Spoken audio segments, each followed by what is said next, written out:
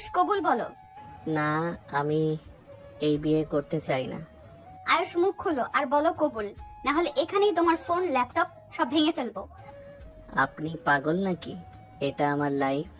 আর এখন থেকে তোমার লাইফ আমি। কবুল বলো। কবুল। তুমি কি এই ছেলেকে আয়ুষ রহমানকে তোমার স্বামী হিসেবে কবুল করেছো? কবুল। আমি তোমার বিরুদ্ধে পুলিশে যাব। যেতে পারো, কিন্তু মনে রেখো তোমার কলেজের সব ছবি ভিডিও আমার হাতে আছে। তুমি ব্ল্যাকমেইলার। আমি তোমার স্ত্রী। আপনি আমাকে বিয়ে কেন করলেন? আমি তো আপনাকে ভালোবাসি না। ভালোবাসা লাগবে না আয়ুষ, আমি যা চাই তা আমি পাই। মানে আমি আপনার কোনো প্রজেক্ট নাকি? ইচ্ছে হলেই তুলে নিয়ে বিয়ে করবেন? তুমি আমার কলেজের জুনিয়র ছিলে, তখন থেকে ঠিক করেছিলাম তোমাকে বিয়ে করব।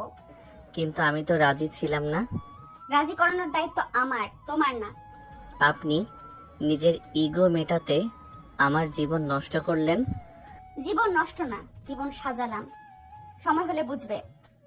বুঝতে হলে আগে আমার মাথা ঠান্ডা হওয়া দরকার। চেষ্টা করো, কিন্তু মনে রেখো এখন থেকে তুমি আমার।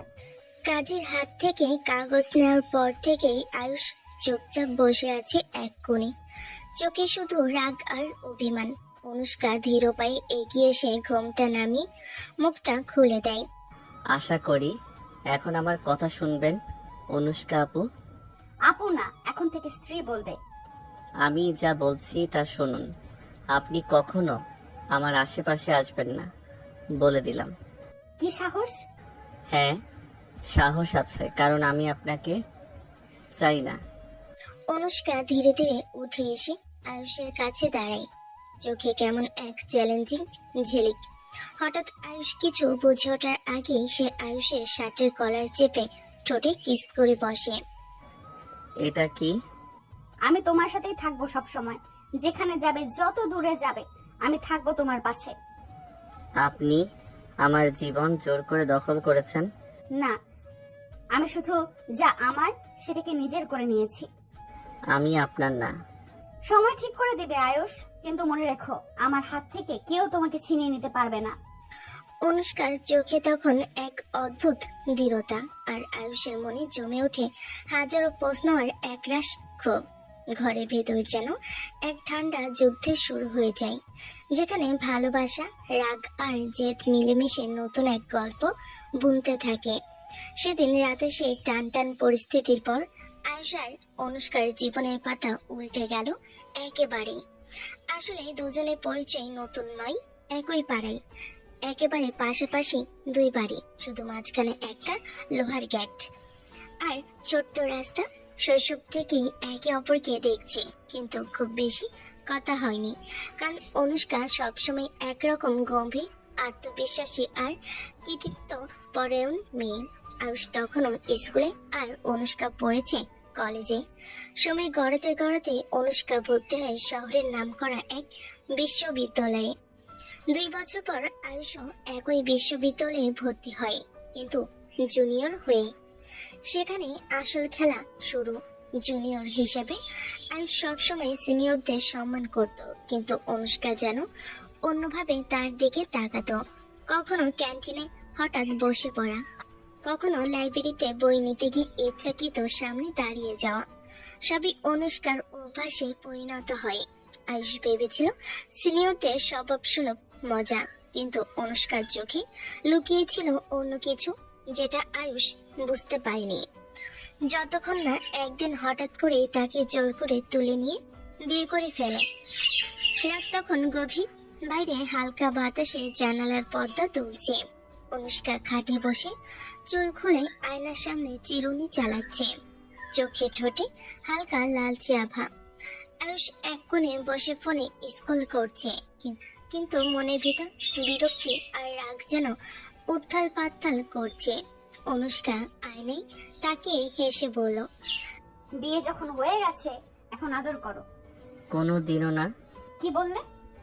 আপনি জোর করে আমাকে বিয়ে করেছেন, আমার অনুভূতির কোনো দাম দেননি, এখন আদর আশা করবেন না। অনুভূতি সময়ের সাথে তৈরি হয়, আমি সেটা করাবো।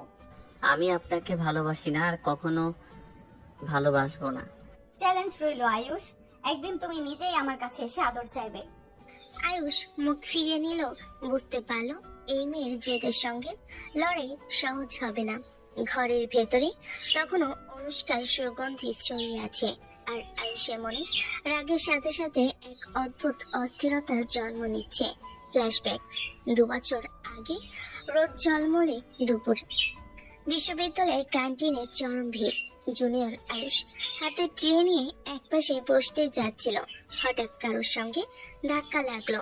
ঠান্ডা কণ্ঠ ভেসে এলো। চোখে দেখে হাঁটতে পারেন না? চোখ তুলে দেখলো অনুষ্কা আহমেদ, তার সিনিয়র, পুরো ক্যাম্পাসে পরিচিত করা স্বভাবের জন্য। আয়ুষ ভদ্রভাবে বলল, সরি আপু, খেয়াল হয়নি। আপু না, অনুষ্কা বলবেন। আপনি তো সিনিয়র, আপু বলাটাই স্বাভাবিক। সিনিয়র মানে দূরত্ব, আমি দূরত্বে বিশ্বাস করি না। আপনি চাইলে বন্ধুত্ব করতে পারেন, কিন্তু এরকম আদেশের সুরে না। তুমি আমার সঙ্গে তর্ক করছো জুনিয়র হয়ে? জুনিয়র মানে কি নিজের আত্মসম্মান হারাতে হবে? অনুষ্কার চোখে কেমন এক খুশি মেশানো বিস্ময়। সাহস আছে, ভালো লাগছে, কিন্তু মনে রেখো আমি যা চাই তা নিয়েই ছাড়ি। আয়ুষ তখনও বুঝতে পারেনি এই এক কথাই একদিন তার জীবনের সবচেয়ে বড় ঝড় ডেকে আনবে। বর্তমান দুপুরের পরের সময় আয়ুষের মা রান্নাঘরে, বাবা বসার ঘরে খবরের কাগজ পড়ছেন। হঠাৎ গেট খুলে একদম ভেতরে ঢুকে এলো অনুষ্কা, পরিপাটি শাড়ি, চোখে আত্মবিশ্বাসে ছিলে। অনুষ্কা সরাসরি সোফায় বসে বলল, আন্টি আমরা বিয়ে করছি। কি তোমরা বিয়ে করছো? তুমি তো ওর সিনিয়র না? বয়স একটু সিনিয়র, তাতে সমস্যা কোথায়? তখনই ভেতর থেকে আয়ুষ তাড়াহুড়ো করে বেরিয়ে এলো। মা, আপনি কিছু শুনবেন না। এই মেয়ে আমাকে জোর করে বিয়ে করছে। কি বলছিস তুই? হ্যাঁ মা, আমি না করেছি, কিন্তু উনি পাত্তাই দিচ্ছেন না। আমি তো যা চাই তা পাই আন্টি, আর আয়ুষ আমার চাই। এটা কোনো প্রেম না, এটা জোর জবরদস্তি। এরকম সিনিয়র জুনিয়র বিয়ে তো জীবনে শুনিনি। শুনলেন, এখন দেখতেও পাবেন। বসার ঘরে এক অদ্ভুত নীরবতা নেমে এলো। কেউই বুঝে উঠতে পারছিল না এই মেয়ের আত্মবিশ্বাসকে কিভাবে থামানো যায়। অনুষ্কার কথা শোনার পর আয়ুষের মা বাবা অবাক হয়ে একে অপরের দিকে তাকাচ্ছিলেন। হঠাৎ পাশের বাড়ি থেকে তড়িঘড়ি ঢুকে এলো অনুষ্কার বাবা মা। অনুষ্কার মা রাগে কাপা কণ্ঠে, অনুষ্কা, তুই এখানে কি করছিস? তুই কি পাগল হয়ে গেছিস নাকি? জুনিয়র ছেলেকে জোর করে বিয়ে করবি? হ্যাঁ করব, কেন? এমন কাজের কারণ কি? ভালোবাসি তাই। ভালোবাসা? আমি তো আপনাকে ভালোবাসি না, আর এটা প্রেম নয়, এটা আপনার জেদ। আয়ুষ, তুই চিন্তা করিস না, আমি কথা বলছি ওর সঙ্গে। কাকা, আমি চাই না কারোর সঙ্গে কথা বলতে। আমি শুধু চাই এই বিয়ে ভাঙুক। যত চেষ্টাই করো আয়ুষ, তোমাকে আমি ছাড়বো না। আপনি আমার জীবনটা নষ্ট করেছেন। এই মেয়েটার জেদ একদিন সর্বনাশ ডেকে আনবে। কিন্তু অনুষ্কার চোখে তখনও সেই একই দৃঢ়তা, যেন যা মনে স্থির করেছে তা করেই ছাড়বে। অনুষ্কা চল, তুই এখনই আমাদের সঙ্গে বাড়ি যাবি। এভাবে হুটহাট বিয়ে করা যায় না। তোকে নিয়ে গিয়ে ভালো করে ভাববো, তারপর ঠিক করবো কি হবে। আমি কোথাও যাচ্ছি না। কি, তুই নিজের বাবা মায়ের কথা শুনবি না? অনুষ্কা ধীরে ধীরে দাঁড়িয়ে আয়ুষের পাশে গিয়ে দাঁড়ালো। না, শুনবো না, এখানে থাকবো। তুই জানিস না তুই কি করেছিস? যদি আমাকে জোর করেন আমি এখানেই সুইসাইড করব। আপনি কি বলছেন? এটা কেমন কথা? আমি যা বলছি সেটা সিরিয়াস। আমি এই বিয়ে মেনে নিয়েছি, আর এই ঘরই আমার ঘর। তুই এমন কথা বলতে পারিস কিভাবে? কারণ আমি আয়ুষকে ভালোবাসি, আর তার পাশ ছাড়া কোথাও যাব না। ঘরের ভিতর এক মুহূর্তের জন্য নিস্তব্ধতা নেমে এলো। আয়ুষের মনে রাগ আরো বেড়ে যায়, কিন্তু সে জানতো এই মেয়েটি জেদের কাছে সবাই অসহায়। বসার ঘরে টান টান নীরবতা ভেঙে অনুষ্কার বাবা ধীরে ধীরে এগিয়ে গেলেন আয়ুষের বাবার কাছে। মুখে একরাশ ক্লান্তি আর অনুনয়ের ছাপ। ভাই, আমার মেয়ে অন্যায় করেছে জানি, জেদি স্বভাব, কারোর কথা শোনে না, কিন্তু তাও ওকে ক্ষমা করে দিয়ে মেনে নেন দয়া করে। ভাই, এটা এত সহজ না। আমার ছেলেকেও জোর করে বিয়ে করেছে, ওর ইচ্ছা ছিল না। আমি বুঝি, কিন্তু এখন তো যা হওয়ার হয়ে গেছে। আমি চাই না দুই পরিবারের শত্রুতা তৈরি হোক। বাবা, আপনি কিছু মেনে নেবেন না? আমি রাজি না বলেছি। আয়ুষ, তোর রাগ আমি বুঝতে পারছি, কিন্তু মেয়ে তোকে সত্যি ভালোবাসে। ভালোবাসা জোর করে আদায় করা যায় না আন্টি। আমি জোর করিনি, আমার ভালোবাসা বোঝাতে সময় নেব। আপনি জোরই করেছেন, আর আমি সেটা কখনো মেনে নেব না। আয়ুষের বাবা দুপক্ষের দিকে তাকিয়ে চুপ হয়ে গেলেন। তিনি জানতেন এ লড়াই এখনই থামানো সম্ভব নয়। রাত গভীর। আয়ুষ নিজের ঘরে দরজা বন্ধ করে বসে আছে। হঠাৎ কড়া ধাক্কায় দরজা খুলে যায়। অনুষ্কা প্রবেশ করলো, হাতে একটি ছোট্ট ব্যাগ। আয়ুষ মাথা ঘুরিয়ে, আনুষ্কা, আপনি এখানে কি করছেন? আমি কোথাও যাব না। তোমার বাবা মা বাইরে অপেক্ষা করছে। বাবা মাকে চলে যেতে বলছি। কেন? ওরা তো চিন্তিত তোমার জন্য। আমি বড় হয়ে গেছি, সিদ্ধান্ত নিতে পারি, তাদের এখানে থাকার দরকার নেই। অনুষ্কা, একটু শান্ত হন। আয়ুষ, বুঝলে আমি এখানেই থাকবো। হঠাৎ ফোন বেজে ওঠে। অনুষ্কা দ্রুত গিয়ে রিসিভ করে। আমি অনুষ্কা, কি হয়েছে? হ্যাঁ, আমি আছি। ফোন রেখে অনুষ্কা আয়ুষের দিকে ফিরে, যা বলছি তাই। তোমার সাথে থাকবো কিনা সেটা আমি ঠিক করব। তোমার অনুমতি আমার দরকার নেই। ঘরের মধ্যে এক অদ্ভুত স্থিরতা বিরাজ করলো। দুজনের মধ্যকার শক্তির লড়াই যেন এখন শুরু হয়েছে। আয়ুষের ঘরের বাতাসে কাঁপছে রাগে, তার চোখ লাল, গলা কটাক্ষ কেঁপে উঠছে।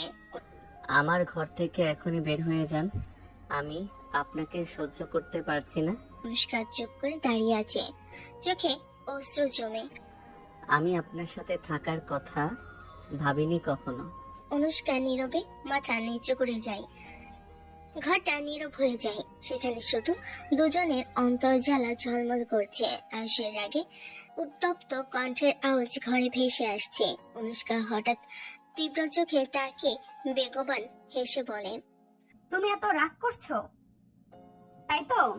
বিনা কোনো শব্দে অনুষ্কা হঠাৎ আয়ুষের ঠোঁট কামড়ে ধরে। আয়ুষ চমকে ওঠে, চোখ খুলে, কিন্তু রাগ আর উত্তেজনার মাঝে যেন কিছু মিশে যায়। অনুষ্কা একটু ধীরে ধীরে এগিয়ে এসে আয়ুষের হাত ধরে তার শার্টের উপরে বোতাম খুলতে শুরু করে। আয়ুষ প্রথমে ঠেকা দেয়, কিন্তু অনুষ্কার গভীর চোখে তাকিয়ে কিছুটা হালকা হয়ে যায়।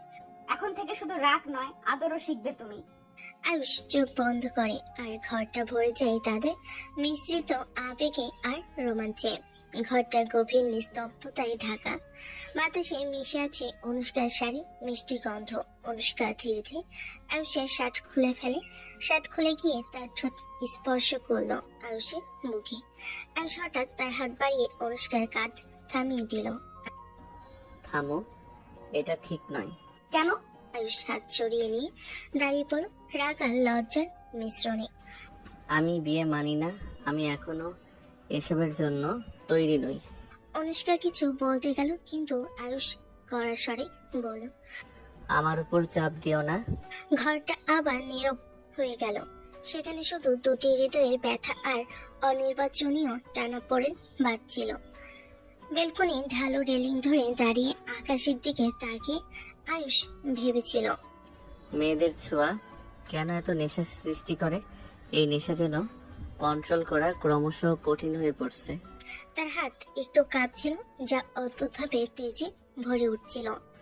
আমি তো ভাবতাম আমি এই ব্যাপারে কতটা দূরে থাকতে পারবো, কিন্তু আজ বুঝতে পারছি এই অনুভূতিটা নিয়ন্ত্রণ করা সহজ নয়। একসময় নিজের প্রতি অদ্ভুত রাগ হচ্ছিল। আমি কি করে এতটাই দুর্বল? মনে মনে সে নিজেকে প্রশ্ন করছিল। বাতাস কিছুটা ঠান্ডা ছিল, কিন্তু তার মনের তাপ আরো বাড়ছিল। কিন্তু তার মন এক টানাপোড়েনের মধ্যে আটকা পড়েছিল, ভালোবাসার স্বীকৃতি না দেওয়া আর অস্বীকারের মাঝামাঝি। সকাল ছুটে এসেছে। অফিসের বিল্ডিং এর সামনে গাড়ি পার্ক করলো আয়ুষ। তার মুখে স্বাভাবিকের চেয়ে একটু বেশি ভাবনার ছাপ। অফিসে ঢুকে বসার ঘরে নিজের ডেস্কে গিয়ে বসলো, ল্যাপটপ খুললো, কিন্তু মন খালি না। বারবার মনে হচ্ছিল অনুষ্কার সেই হট অবরুদ্ধ চোখ আর ঠোঁট কামড়ানোর মুহূর্তগুলো। তার মনে বারবার প্রশ্ন ঘুরপাক খাচ্ছিল, আমি কি সত্যি তাকে এড়িয়ে থাকতে পারবো, বা কি চাই আমি আসলে? সহকর্মীরা হেসে কথা বলল, কিন্তু আয়ুষের মন অন্য কোথাও। কিন্তু নিজেকে জোর দিয়ে কাজ শুরু করলো, কিন্তু চোখের কোণায় যেন কোনো এক অদৃশ্য ঝলকানি। রাতের অন্ধকার ঘিরে ধরে শহরটাকে। ঘরে দরজা ধীর পায়ে খুলে আয়ুষ ঢুকে পড়ল, কিন্তু অনুষ্কা শুয়ে আছে গভীর ঘুমে। তার গায়ে লাইট শাড়ি নেই, শুধু সাদা পায়জামা আর হালকা টপ। পেট বেরিয়ে আছে। আয়ুষ নিঃশ্বাস থামিয়ে চুপচাপ এগিয়ে গেল। তার চোখ পড়ে অনুষ্কার বুকের দিকে, যেখানে শাড়ির ওজনের মিষ্টি স্পর্শ আর নেই। হঠাৎ মনে হলো বুকে এক অদ্ভুত কাঁপন, নেশার মতো এক অনুভূতি ভেতরে ঘুরছে, বলা যায় না এই নেশা কি। কি জানি না, কে বুঝি না, শুধু মনে হলো এই মুহূর্তে অনুষ্কার কাছে নিজেকে সম্পূর্ণ হারিয়ে ফেলতে ইচ্ছে করছে। আয়ুষ হাত বাড়িয়ে ধীরে ধীরে তার কানের কাছে কণ্ঠ নিয়ে ফিসফিস করলো, তোমাকে ছুঁয়ে যেতে চাই, তোমার কাছে থাকতে চাই। অনুষ্কা নিঃশ্বাস নিয়ে একটু নড়ল, তার চোখ লাজুক ভাবে খোলা হলো। অনুষ্কা চোখ খুলতেই আয়ুষ দ্রুত সরে গেল। সরছো কেন? আদর করো আমাকে। কোনো দিনও না। অনুষ্কার চোখে অদ্ভুত চ্যালেঞ্জের ঝিলিক হাসি মিশিয়ে বলল, তুমি যতই না করো, আমি তো আমার মতো করেই করব। দেখো, রাগ, আদর আর ভালোবাসার আদর আলাদা। তো আমি তো শুধু আদরের জন্যই বলেছি।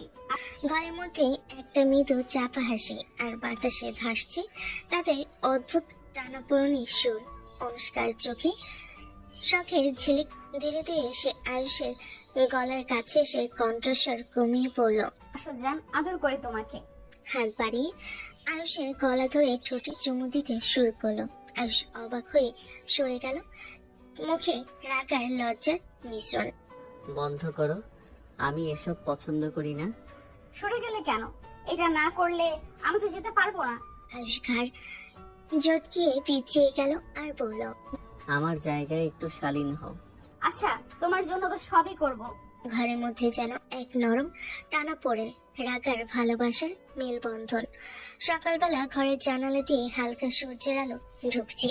অনুষ্কা গোসল শেষ করে শাওয়ার রুম থেকে বেরিয়ে আসে।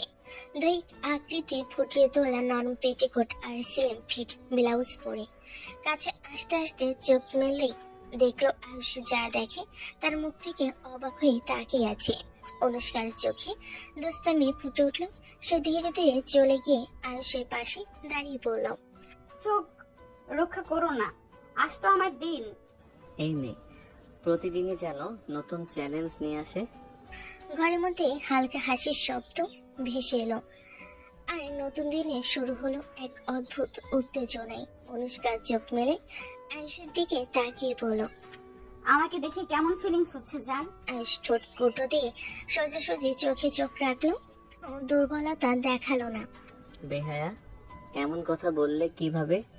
আরে না, তোমার মতো বোকাদের জন্য তো বেহায়াই। আয়ুষ ধীরে ধীরে এগিয়ে এসে অনুষ্কার হাতে হাত বলিয়ে ধরে চোখে মজা নিয়ে, তোমাকে কথা শুনতে বেশ লাগে বেহায়া, আজ থেকে বেশি বেশি বলবো।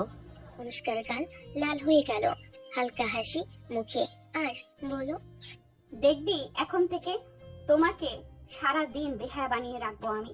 ঘরের মধ্যে সেই মিষ্টি টানা পড়েন রাগ আর ভালোবাসার মিশেল। ঘরের বাতাস যেন জমে উঠল নতুন এক আবেগে। অনুষ্কা ধীরে ধীরে আয়ুষের মুখের খুব কাছে এসে ঠোঁট মিশিয়ে কিস করতে শুরু করলো। আয়ুষ প্রথমে কিছুটা বিরক্ত হলো, তার হাত নিচে থেকে অনুষ্কার কোমর ধরে টানে। আয়ুষ শরীরের তাপে হাত বোলাতে বোলাতে ফিস ফিস করলো, তুমি জানো তুমি আমাকে এভাবে পাগল বানিয়ে দিচ্ছ। পাগল হলে? ঠিক তাই, আর তোমার কাছে নিজেকে সামলানো কঠিন হয়ে যাচ্ছে। আয়ুষের হাত ধীরে অনুষ্কার কোমর থেকে ঘাড় পর্যন্ত বোলাতে লাগলো। দুজনের নিঃশ্বাস মিলেমিশে ঘরটার এক অন্যরকম গন্ধ ছড়িয়ে দিল। আয়ুষ ধীরে ধীরে অনুষ্কার গলার সাথে ঠোঁট মিশিয়ে নরম চুমু দিতে শুরু করলো। তার হাত বয়ে গেল অনুষ্কার কোমর ধরে নিচে বুকে স্পর্শ করলো। অনুষ্কার নিঃশ্বাস থেমে গেল, চোখ বন্ধ করে শরীরটি তার দিকে আকৃষ্ট হলো। আয়ুষ নিচে নামিয়ে ধীরে ধীরে অনুষ্কার পেটে চুমু দিল। অনুষ্কার চোখ বুজে রেখে কণ্ঠে ফিস ফিস করে বলল, আরো কাছে আসো। আয়ুষ একটু থমকে চোখ খুলে অনুষ্কার দিকে তাকালো। অনুষ্কার দৃষ্টিতে জল জল করছে এক অজানা আবেগ, যা তাকে আর সরে যাওয়ার সুযোগ দিল না। তারা একে অপরের আরো কাছে ঘেঁষে গেল। ঘরের মধ্যে ভেসে উঠল এক মিষ্টি অদ্ভুত উত্তেজনা। সকালবেলা সূর্যের নরম আলো ঘরে ঢুকেছে। আয়ুষ ঘুম থেকে উঠে চোখ ঘুরিয়ে দেয় চারিদিক। মন খানিকটা গন্ডগোল, তার মুখ লাল, হাত হালকা কাঁপছে। ভুল করে কাছে এসেছি, ভুলে যান সব। যা খুশি করবে তা হবে না। কি? আমার সাথে থাকতে হবে, বুঝলে? আমি তো বললাম ভুল হয়ে গেছে। ভুল হলো না, এটা আমার ইচ্ছে। আর তুমি পালাবে না। আমি কিভাবে পালাবো? তোমার হাতটা ধরে রেখেছি তো। ঘরের বাতাসে একটা অদ্ভুত উত্তেজনা, আর দুই হৃদয়ে নীরব যুদ্ধ। আয়ুষের চোখে ঝলক, গভীর রাগ আর হতাশার মিশ্রণ। সে গলা শক্ত করে বলল, আপনি আমাকে জোর করে বিয়ে করছেন? এক হাতে তুলে ধরা আবেগ, আর এক হাতে চাপা ক্ষোভ। সে একটু ধীরে কিন্তু সে স্পষ্ট কণ্ঠে চেঁচিয়ে বলল, আর কাছে আসার জন্য এইসব সিরিয়াস করেছেন, তাই এসব হয়েছে। রাত গভীর, ঘরের বাতাসে হালকা শীতল হাওয়া বইছে। আয়ুষ নিজের আসনে বসে চোখ নামিয়ে লজ্জার রাগের মধ্যে ঘুরপাক খাচ্ছিল। আনুষ্কা ধীরে ধীরে তার পাশে এসে দাঁড়ালো, চোখে দৃঢ়তা আর ঠোঁটে ছোট্ট হাসি। যা খুশি বলো, আমার হয়ে থাকতে হবে। আমার কথার মানে বুঝতে পারছো? হ্যাঁ, কিন্তু কোনো কিন্তু না, আমি যা বলবো তাই হবে। আয়ুষ চুপ, মুখ থেকে কোনো শব্দ বের হলো না। তার চোখে এক অদ্ভুত অস্থিরতা, লজ্জার উত্তেজনার মিশ্রণ। অনুষ্কার চোখে এখন আর কোনো ভীতি নেই, শুধু এক অটল মনোভাব। সে জানে এই মুহূর্তে আয়ুষ যতই প্রতিবাদ করুক না কেন, শেষ পর্যন্ত সে তার হয়েই থাকবে।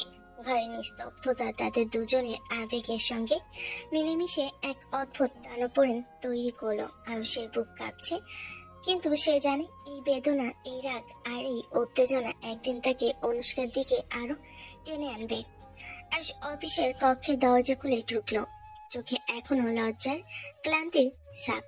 ডেস্কে বসে ফাইল দেখতে দেখতে মনে হচ্ছিল আজ মন একেবারে নেই। কলিগ এগিয়ে এসে চোখে মৃদু কৌতূহল নিয়ে বলল, মুখটা শুকনো কেন আয়ুষ? কি হয়েছে? কিছু না, শুধু একটু ক্লান্তি। কলিগ চোখ বেঁধে তাকালো, বুঝতে পারছে কিছু লুকানো টেনশন আছে। সত্যি বলো, তুমি তো জানো আমি সব বুঝতে পারি। আয়ুষ কাঁধ একটু উঁচু করে কিন্তু স্পষ্ট কিছু না বলে শুধু মৃদু মাথা নাড়ালো। আচ্ছা, আজকে মন খারাপ থাকলে কাজের চাপ কমিয়ে নিও। আমি দেখি সব ঠিকঠাক আছে কিনা। আয়ুষ ধীরে ধীরে ফাইলের দিকে তাকালো, কিন্তু মনে মনে ভাবছিল, অনুষ্কার সঙ্গে আজ রাতের ঘটনা আবার মনে পড়ছে, তবে এতই নেশা কন্ট্রোল করা কঠিন। আয়ুষ ফাইল সাজাচ্ছিল, চোখ খেয়াল রাখছিল না। হঠাৎ কলিগ এগিয়ে এসে তার কাঁধের দিকে তাকালো। আচ্ছা, এই ঘাড়ে কামড়ের দাগটা কি? বিয়ে করেছো নাকি? আয়ুষ রেগে গেল, কিন্তু লজ্জা আরো বেশি। চোখ নামিয়ে মাথা হেলান, গলা কম্পায়মান হয়ে উঠল। আরে কিছু না, ভুল বুঝছেন। ভুল বোঝা না, কিন্তু এই দাগ কেমন? সরাসরি দেখছি। তেমন কিছু না। ঠিক আছে, তবে মনে রেখো অফিসে এসে এসব ঢেকে রেখো। আয়ুষ চুপ করে নিজের ডেস্কের দিকে তাকালো, মনে মনে ভাবলো, কতই না লজ্জা। অনুষ্কার সঙ্গে এমন মুহূর্তগুলো ভাবতেই কেমন যেন নেশা লাগছে। দিনের আলো নরম বাড়ির লিভিং রুমে অনুষ্কা ধীরে ধীরে বসলো। আয়ুষের মা পাশের চোখে একটু উদ্বেগের ছাপ। চাচি আমাকে মেনে নিতে পারছেন না কেন? আমি কি এত খারাপ? আয়ুষ তো মানে না। মানে না, কিন্তু আমি শুধু চাই ভালোবাসা দিয়ে মেনে নেওয়া। ঠিক আছে, সমস্যা নেই। শুধু আয়ুষ, সে একটু জেদি, সময় লাগবে। আমি ধৈর্য রাখবো চাচি, সে যতই জেদি হোক একদিন আমাকে মেনে নিবে। ঘরের মধ্যে নীরবতা ভেসে আসছে। আয়ুষের মা জানালেন। মেয়েটি সত্যি দৃঢ় প্রতিজ্ঞ। সন্ধ্যার আলো ঘরের জানালা দিয়ে ঢুকছে। আয়ুষ অফিস থেকে ক্লান্ত হয়ে বাড়ি ফিরে এসেছে। চোখে রাগ আর কষ্টের চাপ। ডাইনিং রুমের কোণে অনুষ্কা বসে আছে, হাতে তাজা ঠান্ডা শরবতের গ্লাস। আয়ুষ, এখানে শরবত খাও, ক্লান্তি দূর হবে। আয়ুষ চোখে হালকা রাগ, মুখে লাল হয়ে গিয়ে বলল, এসব নাটক করে আমার মন পাবার চেষ্টা করবে না। আমি তো চাই শুধু তোমাকে আরাম দিতে। আরাম? আমার মন নষ্ট করে এখন আরাম দিতে আসছেন? না, না অনুষ্কা, তুমি যতই মিষ্টি নাটক করো আমি সহজে মন দেব না। আচ্ছা দেখবো তুমি কতক্ষণ পারো। আমি তবু বলছি এসব কৌশল কাজে আসবে না। অনুষ্কার হাসি আরো চ্যালেঞ্জিং হয়ে গেল। ঘরের মধ্যে এক অদ্ভুত উত্তেজনা ভেসে উঠল। রাগ, লজ্জা, মিষ্টির দ্বন্দ্ব এবং অদৃশ্য টানাপোড়েনের মিশেল। রাত নেমে এসেছে, ঘরের আলো নরম। আয়ুষ সোফায় বসে ক্লান্ত চোখে ফাইল সাজাচ্ছিল। অনুষ্কা ধীরে ধীরে তার কাছে এসে দুষ্টু হেসে বলল, রাতে তো আদর করেছো, এখনই ভুলে গেলে চলবে? আয়ুষ চোখ বড় করে তাকালো। লজ্জা আর রাগের মিশ্রণে মুখ লাল হয়ে গেল। আমাকে কাছে আসতে আপনি বাধ্য করছেন, আমি নিজে আসিনি। অনুষ্কা হাসি ধরে রাখতে পারল না, চোখে ঝিলিক। বাধ্য করছি না, আমি তো শুধু মনে করালাম যে তুমি রাতের কথা ভুলতে পারো না। মনে করালেও এসব নাটক করে আমার মন পাবেন না। অনুষ্কা ধীরে ধীরে তার পাশে বসে ঠোঁট মেলে চুপচাপ হেসে বলল, ঠিক আছে, তবে তুমি যতই রাগ করো আমি তো আমার মতো করেই থাকবো। ঘরের মধ্যে রাগ, লজ্জা আর দুষ্টামি মিশে এক অদ্ভুত উত্তেজনা তৈরি করলো। আয়ুষ চোখ নামিয়ে ফাইলের দিকে তাকালো, মনে মনে ভাবলো, এই মেয়েটা ভয়ঙ্কর। রাত গভীর, ঘরের আলো নরম। অনুষ্কা ধীরে ধীরে বেডরুমে দরজা খুলে হাজির হলো। হালকা পিঙ্ক নাইট ড্রেস পরে, ড্রেসের নরম কাপড় তার শরীরের ভাঁজকে সুন্দরভাবে ফুটিয়ে তুলছে, আর তার চোখে দুষ্টামি ঝলমল করছে। আজ প্রথমে ফাইলটা রেখে তাকালো। চোখ বড় হয়ে লজ্জা আর বিস্ময়ে মুখ লাল। বারবার চোখ সরাচ্ছে, কিন্তু দৃষ্টি যেন অনুষ্কার সঙ্গে আটকে আছে। অনুষ্কা ধীরে ধীরে তার পাশে এসে বলল, রাতটা তো শুধু আমাদের, তাই না? অনুষ্কা, এমন করে কাছে আসবে না। অনুষ্কা হেসে হাত দিয়ে তার হাত ধরে বলল, আমার কাছে আসো, একসাথে থাকি, খুব আদর করব।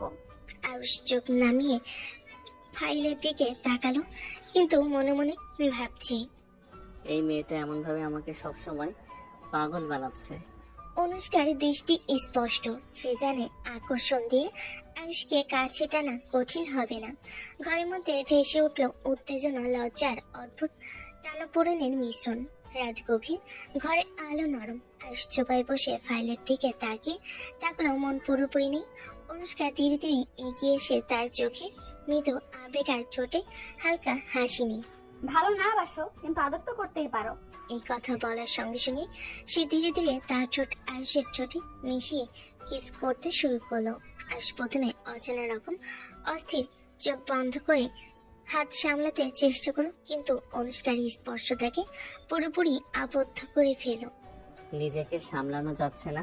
অনুষ্কা ধীরে ধীরে তার কাঁধে হাত বুলিয়ে গলা আর পেছনের দিকে হাত রাখলো। তার চোখে দুষ্টু ঝিলিক যেন বলছে, তুমি পালাবার চেষ্টা করলে লাভ নেই। আয়ুষ ধীরে ধীরে থমকে গেল, চোখ খোলা রাখলো, কিন্তু মনে মনে জানলো অনুষ্কার কাছে নিজেকে প্রতিরোধ করা সম্ভব নয়। ঘরের মধ্যে হালকা নিঃশ্বাস, ঠোঁটে ছোঁয়া আর মৃদু রোমান্টিক উত্তেজনায় সুর ভেসে উঠল। রাত গভীর, ঘরের আলো নরম। অনুষ্কার ঠোঁটের স্পর্শে আয়ুষ প্রথমে অস্থির হয়ে উঠেছিল, কিন্তু ধীরে ধীরে সে নিজেকে সামলাতে পারল না। আয়ুষ হাত বাড়িয়ে অনুষ্কার কোমর টেনে নিল নিজের দিকে। তুমি জানো তুমি আমাকে পাগল বানাচ্ছ। আর তুমি কি করবে আয়ুষ? আয়ুষ ঠোঁটগুলো ধীরে ধীরে অনুষ্কার কপালে, গলায় আর কাঁধে বলিয়ে দিতে লাগলো। তার হাত অনুষ্কার কোমর থেকে ধীরে ধীরে পেছনে বোলাতে লাগলো। মনে ভাবলো, আমি কেন এতদিন ধরে নিজের আবেগকে ধরে রাখছিলাম। অনুষ্কা চোখ বন্ধ করে অনুভব করলো তার নিঃশ্বাস স্পন্দিত, শরীর আর মনের সঙ্গে মিলেমিশে উত্তেজনা বাড়ছে। আয়ুষ কণ্ঠে ফিস ফিস করলো। তোমার কাছে আমি পুরোপুরি হারাতে চাই। দুজনের নিঃশ্বাস মিলেমিশে ঘরটায় ভেসে এলো এক অদ্ভুত উত্তেজনা, রাগ, লজ্জা আর গভীর আবেগের মিশ্রণ। এবার আদর শুধু এক পাক্ষিও নয়, আয়ুষ নিজে থেকেও শুরু করেছে। সকালের নরম আলো ঘরে ঢুকছে। আয়ুষ ডেস্কে বসে চা নিয়ে ব্যস্ত, চোখে হালকা ক্লান্তি আর লজ্জার ছাপ। অদ্ভুত, হঠাৎ অনুষ্কা ধীরে ধীরে এগিয়ে এসে দুষ্টু হাসি দিয়ে বলল, আয়ুষ, আজ আরো আদর করতে চাই তোমাকে।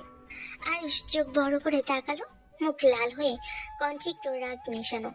শরীর দিয়ে আটকাতে চাচ্ছেন আমায় কি? না, কিন্তু শরীর থেকেই মনে প্রবেশ করবে একদিন। আয়ুষ অবাক হয়ে লজ্জার উত্তেজনার মিশ্রণে মাথা ঝুঁকালো। তুমি কি এমন কথার মানে বোঝো? অনুষ্কা ধীরে ধীরে তার পাশে বসলো, চোখে অদ্ভুত চ্যালেঞ্জ। বোঝার মতো হবে ঠিক একদিন। ঘরের মধ্যে হালকা নিঃশ্বাস, উত্তেজনা আর দুষ্টামি মিশলে এক অদ্ভুত টানাপোড়েন তৈরি করলো। আয়ুষ চুপ, কিন্তু মনে মনে জানলো অনুষ্কার সঙ্গে প্রতিদিন এমন মুহূর্ত তাকে আরো টানে। সকালের আলো নরমভাবে ঘরে ঢুকছে। ডাইনিং টেবিলে আড়ম্বর নেই, কিন্তু হালকা পারিবারিক মেজাজ ভেসে আছে। আয়ুষ চামচ হাতে বসে নাস্তা খাচ্ছে। অনুষ্কা পাশে বসে তার দিকে ছোট্ট দুষ্টু চোখে তাকাচ্ছে। আয়ুষ, তোমার কাজের চাপ কম থাকলে খেয়ে যেও। ঠিক আছে মা, একটু খেয়ে অফিসে চলে যাচ্ছি। তুমি খেয়েছো তো? না খেলে অফিসে ক্লান্ত হবে। হ্যাঁ, ঠিক আছে। আয়ুষ দ্রুত নাস্তা শেষ করলো, নিজের ব্যাগ নিল। অনুষ্কার চোখে দুষ্টু ঝিলিক দিয়ে পড়ল। আজকে অফিসে বসে আমার কথা মনে করবে বারবার, না হলে কিন্তু বিরক্ত করব। লজ্জা নাই কোথায় কি বলতে হয় জানেন না? পরিবার সবাই হেসে উঠল। আড্ডার মধ্যে ছোট্ট হাসি আর আদরের মুহূর্ত ভেসে উঠল। আয়ুষ তখন ঘর দিয়ে বেরিয়ে গেল। অফিসের জন্য রাস্তায় নামলো। আয়ুষ ঘর থেকে বেরিয়ে গেলেই অনুষ্কা ধীরে ধীরে আয়ুষের মায়ের দিকে মুখ ঘুরালো। চাচির চোখে হালকা বিস্ময়, কিন্তু মৃদু হাসি আছে। চাচি, অনেকদিন হলো আমি অফিসে যাচ্ছি না। হ্যাঁ, তুই কি বলছিস? এবার আমার অফিস যেতে হবে, তাই আমি চাই ভালোভাবে সব ঠিকঠাক রাখি। ঠিক আছে মেয়ে, দেখছি তুমি ঠিকঠাক মতো সামলাতে পারছো কিনা।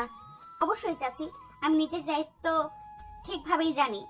ঘরের মধ্যে হালকা হাসি আর শান্তি ভেসে উঠল। অনুষ্কা নিজেও মৃদু গম্ভীর হয়ে জানালো সে এখন শুধু নিজের নয়, পারিবারিক দায়িত্ব সামলাবে। অনুষ্কা ডাইনিং থেকে বেরিয়ে এসে নিজের অফিসের জন্য রেডি হলো। হালকা ফর্মাল শার্ট, স্কার্ট আর নরম লাল লিপস্টিক, সব ঠিকঠাক। তিনি ধীরে ধীরে ঘরের দরজা বন্ধ করে বলল, চাচি, আমি অফিসে যাচ্ছি। ঠিক আছে, যা। কেউ জানে না অনুষ্কা আসলেই চাকরি করছে।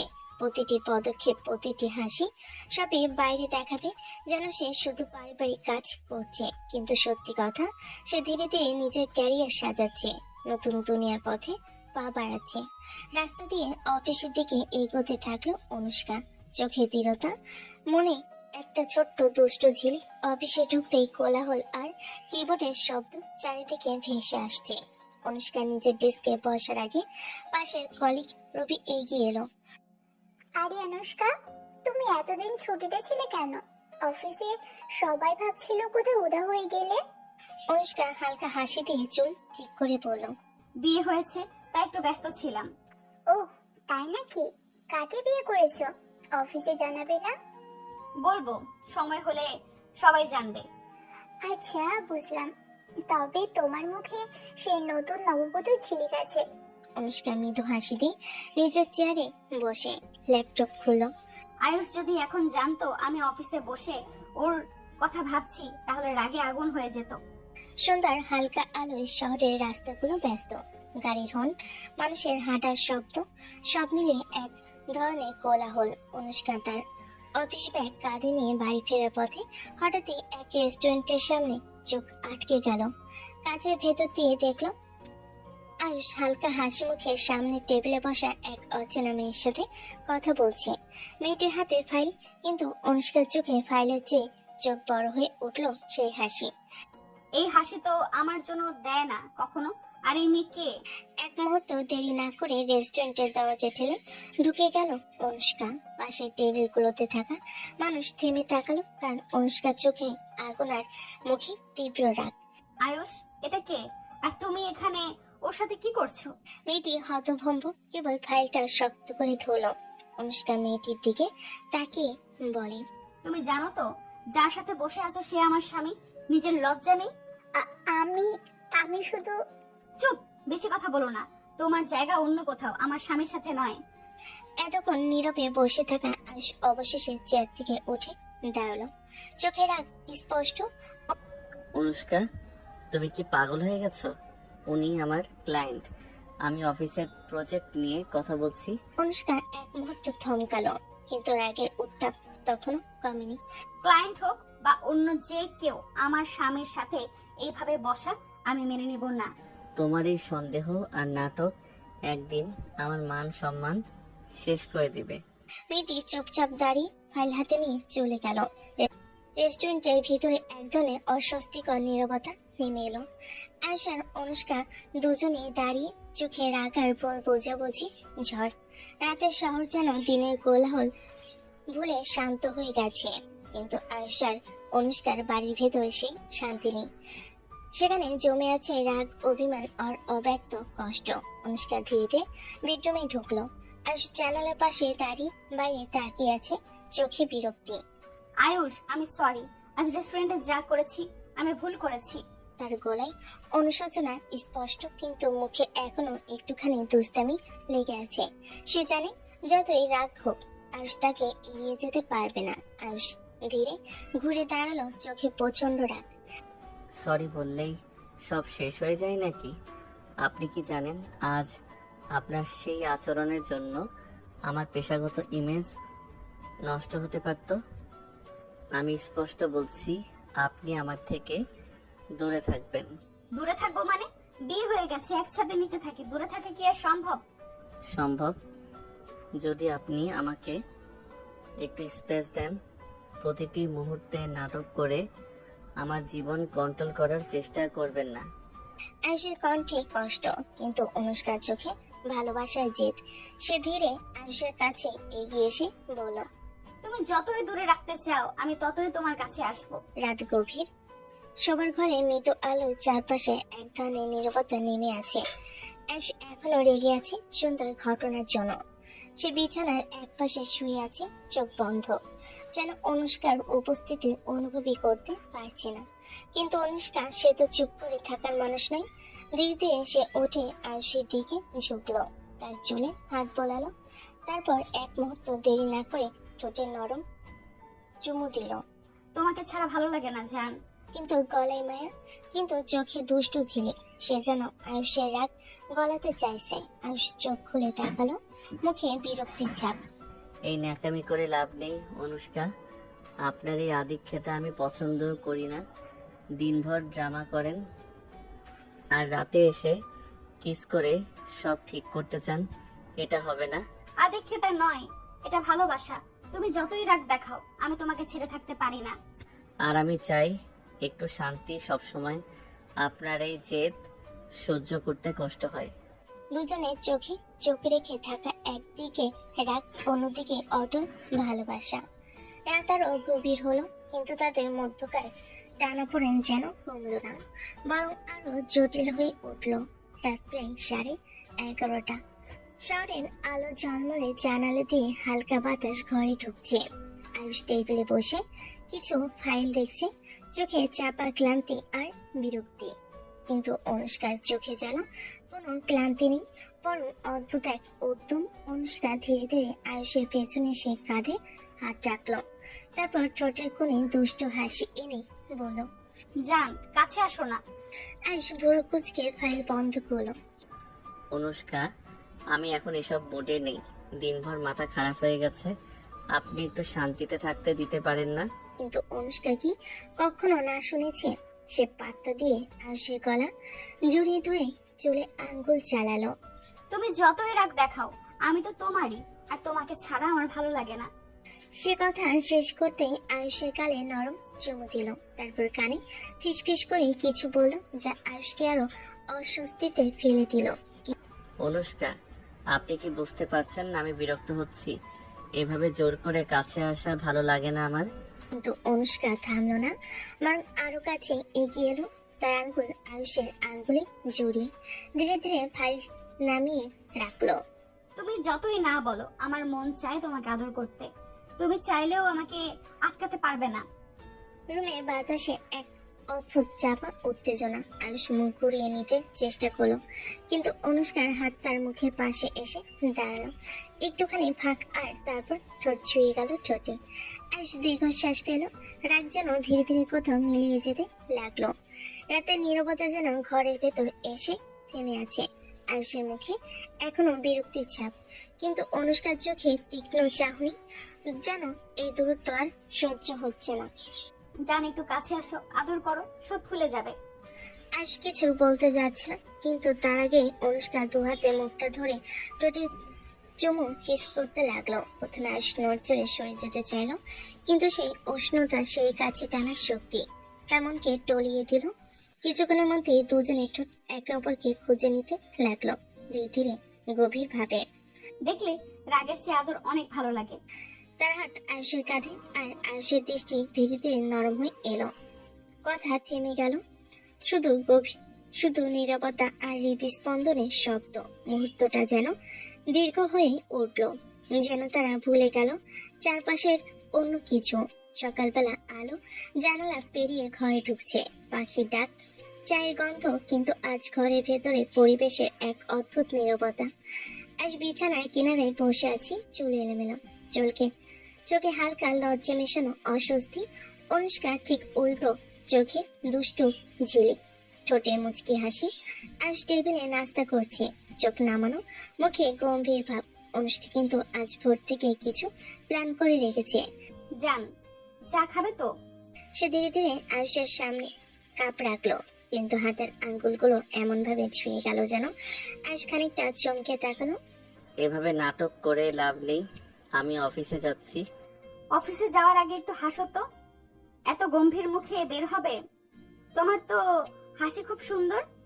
সে কথাটা বলে আয়ুষের গালে হালকা চিমটি কাটলো। আয়ুষ চামচ নামিয়ে ফেল, বিরক্তি দিতে তাকালো, কিন্তু চোখের কোণে এক ফোঁটা অস্বস্তি ঝিলিক ধরা পড়লো। শোনো, সারাদিন তো দূরে থাকো, এখন 1 মিনিট সময় দিলে কি ক্ষতি? সে হঠাৎই চুলের খোপা ঢিলে করে দিল। লম্বা চুল কাঁধে গড়িয়ে পড়ল, আর সামান্য সামনে ঝুঁকে আয়ুষের চোখের সামনে এসে দাঁড়ালো। আপনি এসব ইচ্ছে করে করছেন? আমার দেরি হয়ে যাবে। অনুষ্কার ঠোঁটে ছোট্ট এক বিজয়ী হাসি ফুটে উঠল।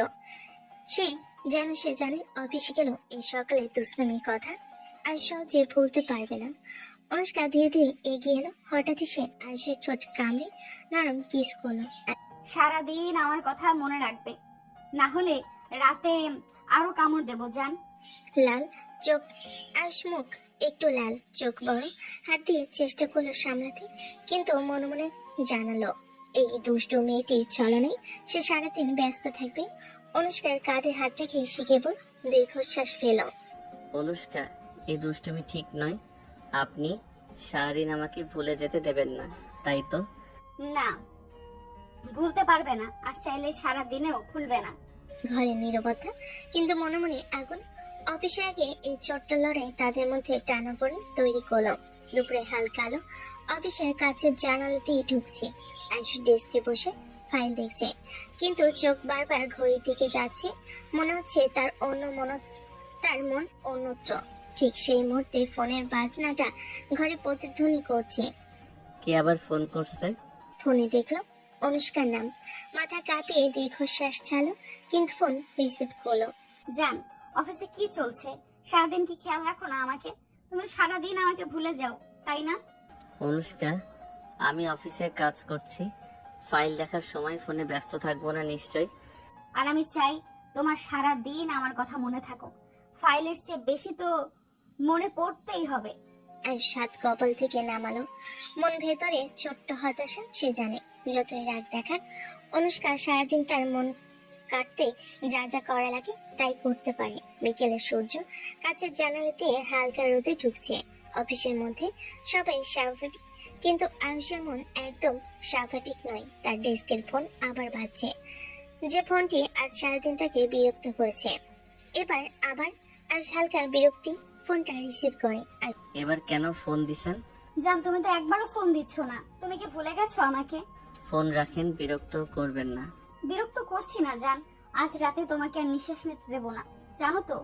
কপালে ঠেসে বসে আছে, মন ভেতরে অস্থির রাগ, লজ্জার অদৃশ্য টান সব মিলিয়ে তার মাথা ঘুরছে। ফাইলের দিকে তাকালেও মন পুরোপুরি নেই, চোখে শুধু ফোনে স্ক্রিন এবং অনুষ্কার দুষ্ট হাসি।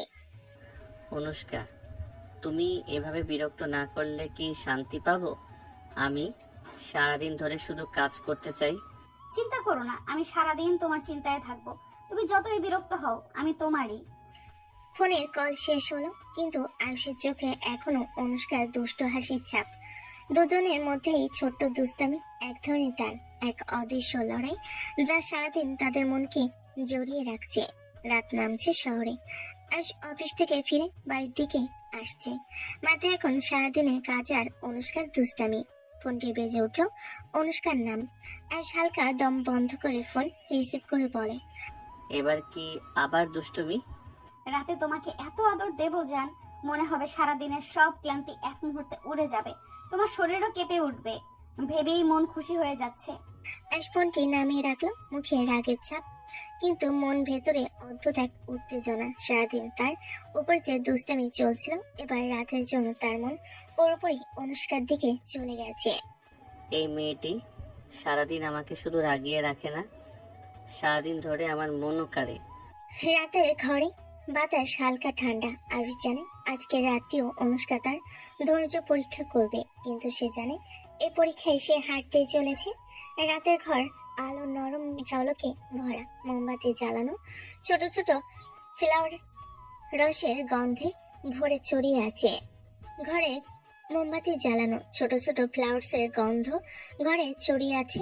প্রত্যেকটি কৌণিক হালকা কোণে হালকা আলো অনুষ্কার পরিকল্পনা যেন আরো রহস্যময় করে তুলেছে। অনুষ্কার পা ধীরে ধীরে ঘরের ভেতর নামছে। জর্জেটের শাড়ি, নরম কাঁধের লাইন উজ্জ্বল আলোয় ঝিলমিল করছে, চুল কাঁধে ভেসে আছে, চোখে দুষ্টু চাউনি। ঠাস করে ঘরের দরজা খোলা হলো, আয়ুষ ঢুকলো। শ্বাস আটকে গেল, চোখ বড় হয়ে গেল, মুখে রাগের বদলে কেবল অবাক হয়ে থাকা। জান, রাতটা তোমার জন্য সাজিয়েছি, ভালো লাগবে তো? আর সামান্য এগোতে চাইল, কিন্তু গা অচেনা উত্তেজনে স্তব্ধ। মন ভেতরে জানছে এই রাত, এই মুহূর্ত আর অনুষ্কার উপস্থিতি তাকে সহজে ছাড়বে না। অনুষ্কা, তুমি কি সবসময়ই এইভাবে আমাকে অবাক করতে চাও? হ্যাঁ, আর আজ রাতটা তোমার জান, তুমি শুধু এখানে থাকো। ঘরে এখন শুধু আলো, ফুলের গন্ধ আর দুজনের চোখের টান। আয়ুষের মন ভেতরে কাঁপছে, ভালো লাগা আর রাগের মধ্যে এক অদ্ভুত মিশ্রণ। রাতটারও দীর্ঘ হতে চলেছে। রাতে ঘর নীরব, শুধু মোমবাতির হালকা ঝলক, ফুলের গন্ধ ঘরে ভেসে আছে, আর বাতাসে ভেসে আছে রাতের শান্তি। অনুষ্কার চোখে দুষ্টু ঝিলিক, ঠোঁটের কোণে ছোট্ট হাসি। আয়ুষ কয়েক সেকেন্ড দাঁড়িয়ে রইল, নিঃশ্বাস চেপে ধরে, মন ভেতরে অস্থির, গা অজানা উত্তেজনায় কাঁপছে। আর ধীরে ধীরে এগিয়ে চোখে লজ্জার উত্তেজনা মিশিয়ে বলল, অনুষ্কা, তুমি এত সুন্দর, আমার জন্য রাতটা সাজানো আমি ভাবতেই পারিনি। জান, রাতটা শুধু আমার নয়, আমার, তোমার, আমাদের জন্য। চলে এসো কাছে। আর ধীরে ধীরে তার দিকে এগোলো। দুজনের চোখ একে অপরের দিকে ঝরে আছে, শরীরে এক অদৃশ্য টান যা তাদের থামাতে দেয় না। ঠোঁটের কাছে ঠোঁট, প্রথম স্পর্শে কিস। তোমার হাত, তোমার স্পর্শ সবই আমার পাগল পাগল লাগে। জান, সারা দিনের এই অপেক্ষা শেষ, এবার শুধু আমরা। অনুষ্কা, আমি তোমার কাছে, এত কাছে আমি ভুল করব না, আর তোমাকে কখনো ছাড়বো না। ঠোঁটের প্রথম ঠোঁটের স্পর্শ আর চোখের কথা দুজনের হৃদয় একে অপরের সাথে মিলছে। প্রতি কিসে যেন একে অপরকে আরো কাছে টানছে। শ্বাসের মধ্যেও কথা আর চোখের মধ্যেও কথা। অনুষ্কার হাত আঙ্গুলে আঙ্গুলে জড়ি। আয়ুষ ধীরে ধীরে ঘাড়ে হাত রাখলো। অনুষ্কা ফিস ফিসে কাঁধের উপর ঠোঁট রাখে বলে, আমি শুধু তোমার জন্য সারাদিনের এই রোম্যান্সের জন্য অপেক্ষা করেছি। জান, তুমি ছাড়া আমি শূন্য। রাতের ঘর ভরা ভালোবাসা, উত্তেজনা আর অদৃশ্য টানের গল্প। আয়ুষ আর অনুষ্কা একে অপরের কাছে হারাচ্ছে, কত কম অনুভূতি বেশি। এটাই রাতের মধুর নীরব রোমান্টিক মুহূর্ত। রাত নীরব, মোমবাতির আলো ঘর জুড়ে হালকা ঝলক ছড়াচ্ছে। দুজনেই একে অপরের দিকে হাত বাড়িয়ে ধরেছে, শ্বাস থেমে, চোখে চোখের খেলা। জান, তোমার স্পর্শে আমি সব ভুলে যাই। আজকে রাতটা শুধু আমাদের, সারা দিনের জন্য, সারা জীবনের জন্য মনে রাখবো। অনুষ্কা, তুমি এত কাছে, আমার মনটা শুধু তোমারই জন্য ধুকছে। অনুষ্কার হালকা হাসি দিয়ে মাথা ঘষে আয়ুষের কাঁধে। তুমি জানো, তুমি ছাড়া আমি অসম্পূর্ণ। তুমি যে পাশে থাকবে তা মনে হলে সব ভয় দূরে চলে যায়। আমি কখনো ভাবিনি এত ভালোবাসবো। তোমার হাত, তোমার চোখ সবই আমার জন্য। আজ রাতে শুধু তোমাকে দেখবো জান। আমি চাই তুমি আমার সমস্ত ভালোবাসা অনুভব করো। দুজন একে অপরের হাত ধরে, মুখে ছোট্ট হাসি, চোখে অদ্ভুত উত্তেজনা, কত কম অনুভূতি বেশি। প্রতি স্পর্শে, প্রতি চোখের ঝলকে তারা একে অপরের আরো কাছে টানছে। আয়ুষ আর অনুষ্কা একে অপরের চোখে চোখ রাখছে, হাত একে অপরের হাতে, নিঃশ্বাস থেমে থেমে। অনুষ্কা, তুমি এত কাছে, আমার নিঃশ্বাস বন্ধ হয়ে যাচ্ছে। অনুষ্কা সামান্য ঠোঁট কামড়ে কিস করে ফিসফিসে বলে। আমি চাই সারা জীবন এইভাবে থাকো। আয়ুষ ধীরে ধীরে তার ঠোঁট অনুষ্কার ঠোঁটের সাথে মিলিয়ে কিস করে। অনুষ্কা প্রতি স্পর্শে উত্তেজিত, চোখ বন্ধ করে মন খুলে দিয়েছে। প্রতি কিসে, প্রতি স্পর্শে তারা একে অপরের কাছাকাছি আসে। জান, তোমার হাত, তোমার ঠোঁট সবই আমাকে মনে করিয়ে দিচ্ছে তুমি আমার। আমি চাই শুধু তোমাকে। তোমার প্রতিটি হাসি, প্রতিটি স্পর্শ আমার মনে থাকবে সারা জীবন।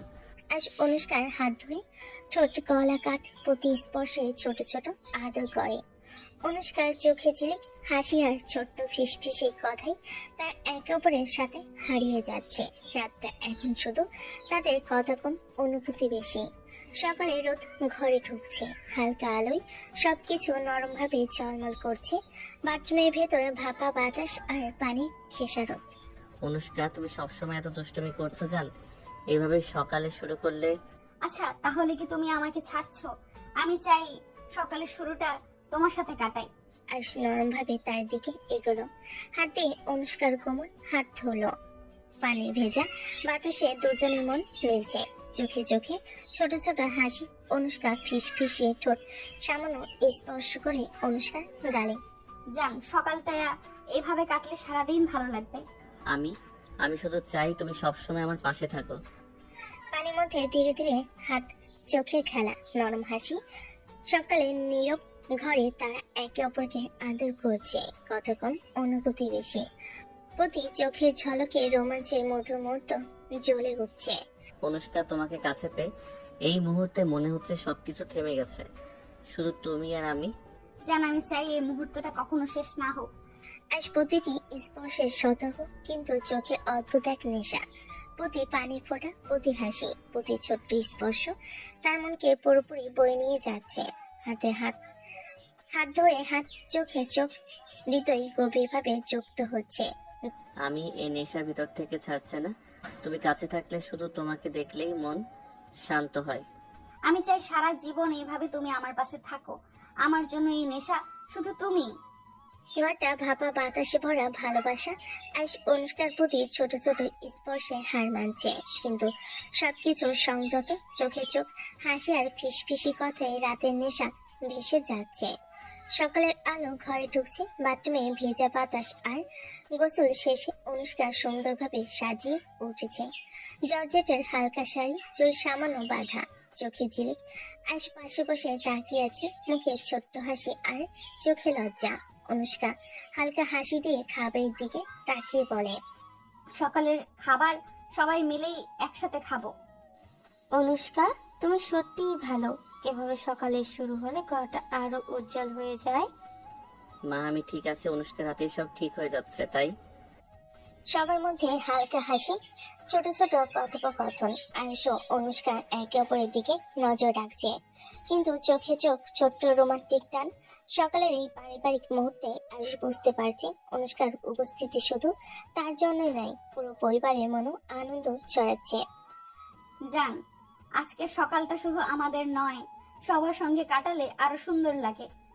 হ্যাঁ, তুমি সত্যি জানো কিভাবে ঘরটা উজ্জ্বল করতে হয়। সকালে খাবারের পর ঘরের ভেতর হালকা চুপচাপ আয়ুষ কাপড় পরিবর্তন করে অফিসের জন্য বের হচ্ছে। চোখে অদ্ভুত অস্থিরতা। অনুষ্কাও তার ব্যাগ হাতে নিয়ে বের হতে যাচ্ছে, কিন্তু মন ভেতরে উদ্দীপ্ত। আয়ুষ হালকা হাসি চেপে দরজার দিকে তাকিয়ে বলে, অনুষ্কা, আজ অফিসে আবার সেই কাজের চাপ থাকবে, তুমি তোমার কাজে মন দাও। জান, তুমি অফিসে থাকলেও আমি তোমার কথা মনে রাখবো, আর সারা দিনের শেষে দেখবো তুমি ঠিক আছো কিনা। দরজা বন্ধ হলো। দুজন আলাদা কাজের দিকে রওনা হলো। তাদের মধ্যে ছোট্ট মায়া, চোখে ঝিলিক, যা সারাদিনের মনকে টানছে। অফিসে প্রবেশের সঙ্গে সঙ্গে দুজনই নিজেদের কাজের মধ্যে মন বসালেও মনের ভেতর অদ্ভুত উত্তেজনা আর রোমান্টিক টান অদৃশ্যভাবে চলছে। আজও সারাদিনের অফিসের মাঝখানেও আমি শুধু অনুষ্কাকে ভাববো। আজও আমি তার কথা মনে রাখবো। অফিসে থাকলেও আমাদের ছোট্ট মুহূর্তগুলো যেন সারা দিনের আনন্দ। অনুষ্কার ডেস্কে কাজ চলছিল। হঠাৎ তার ফোন বাজলো। স্ক্রিনে অচেনা নাম, অচেনা নম্বর। অনুষ্কা হালকা চমকে ফোন ধরেছে। হ্যালো, কে? ফোনের অপর পাশে ভয়েস গম্ভীর রহস্যময়। অনুষ্কা, তুমি কি সত্যি সব জানতে চাও? আজ রাত না, আজ দুপুরেই দেখার দরকার। যদি না আসো, ফলাফল খারাপ হতে পারে। কে বলছেন? আমি কোথায় আসবো? ফোন রেখে অনুষ্কা হঠাৎ চেয়ার থেকে উঠে দাঁড়ালো। চোখে লজ্জা বা ভয় সব মিলে অদ্ভুত উত্তেজনা। ফাইল, কাগজপত্র সব পেছনে ফেলে সে দ্রুত লিফটের দিকে ধাবিত হলো। ঠিক আছে, জানতে হবে কে কি বলতে চাচ্ছে, বা হয়তো কিছু গোপন তথ্য। ডেস্কের বন্ধুরা হতভম্ব, কিন্তু কেউ অনুষ্কার ধাওয়াটা বোঝে না। ফ্লোরে এখন শুধু ফাঁকা চেয়ার আর রহস্যময় উত্তেজনা। অনুষ্কার গন্তব্য অজানা, কিন্তু মনে হচ্ছে আজকের দিনটি তার জীবনের এক নতুন মোড় আনতে চলেছে। দুপুরের হালকা রোদ অফিসের কাজ দিয়ে ভেসে আসছে। অনুষ্কার ডেস্ক খালি, চেয়ার ফাঁকা। কেউ বুঝতে পারছে না সে কোথায় গেছে। কলিগরা একে অপরের দিকে তাকাচ্ছে। অনুষ্কা কোথায় চলে গেল? চুপচাপ প্রশ্ন। ডেস্কে তার ব্যাগ, ফাইল সবই আছে, কিন্তু সে নেই। ঘন্টা কেটে গেছে। একসময় অনুষ্কার সেলফিশ ধাপে আওয়াজ ভেসে আসে। সবার চোখ তার দিকে। অনুষ্কা হালকা হাসি দিয়ে ধীরে ডেস্কে বসে। দুঃখিত সবাই, ছোটখাটো কাজ ছিল, এবার কাজ শুরু করি। কেউ জানতে পারলো না অনুষ্কা কোথায় গিয়েছিল, তবে তার চোখে অদ্ভুত উজ্জ্বলতা, হালকা রহস্যময় হাসি, যা জানাচ্ছে সে কিছুটা নতুন অভিজ্ঞতা নিয়ে ফিরে এসেছে। মনের ভেতর কিছু টান, কিছু উত্তেজনা। দুজনের সম্পর্কের মধ্যে আরো অদৃশ্য রহস্যের সূচনা। দুপুরের আলো ঘরে ঢুকছে। অনুষ্কার বাবা মা পাশে বাড়ি থেকে এসে জানালা দিয়ে তাকাচ্ছেন। হালকা হাসি, চোখে উষ্ণতা। অনুষ্কা, সব ঠিক আছে তো? এখন তো বাড়িতে চল, ঘুরে আসবি কয়েকদিন।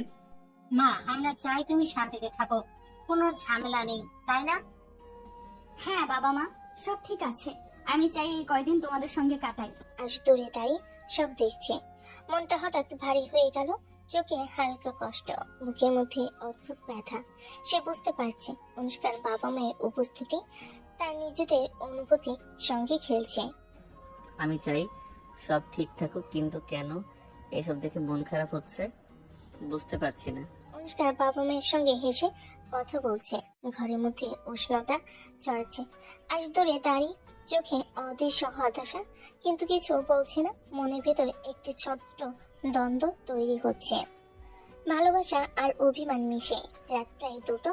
বাড়ির সবাই গভীর ঘুমে। চাঁদের আলোয় জানালার ফাঁক গলে নরম আলো ঢুকে পড়েছে ঘরে।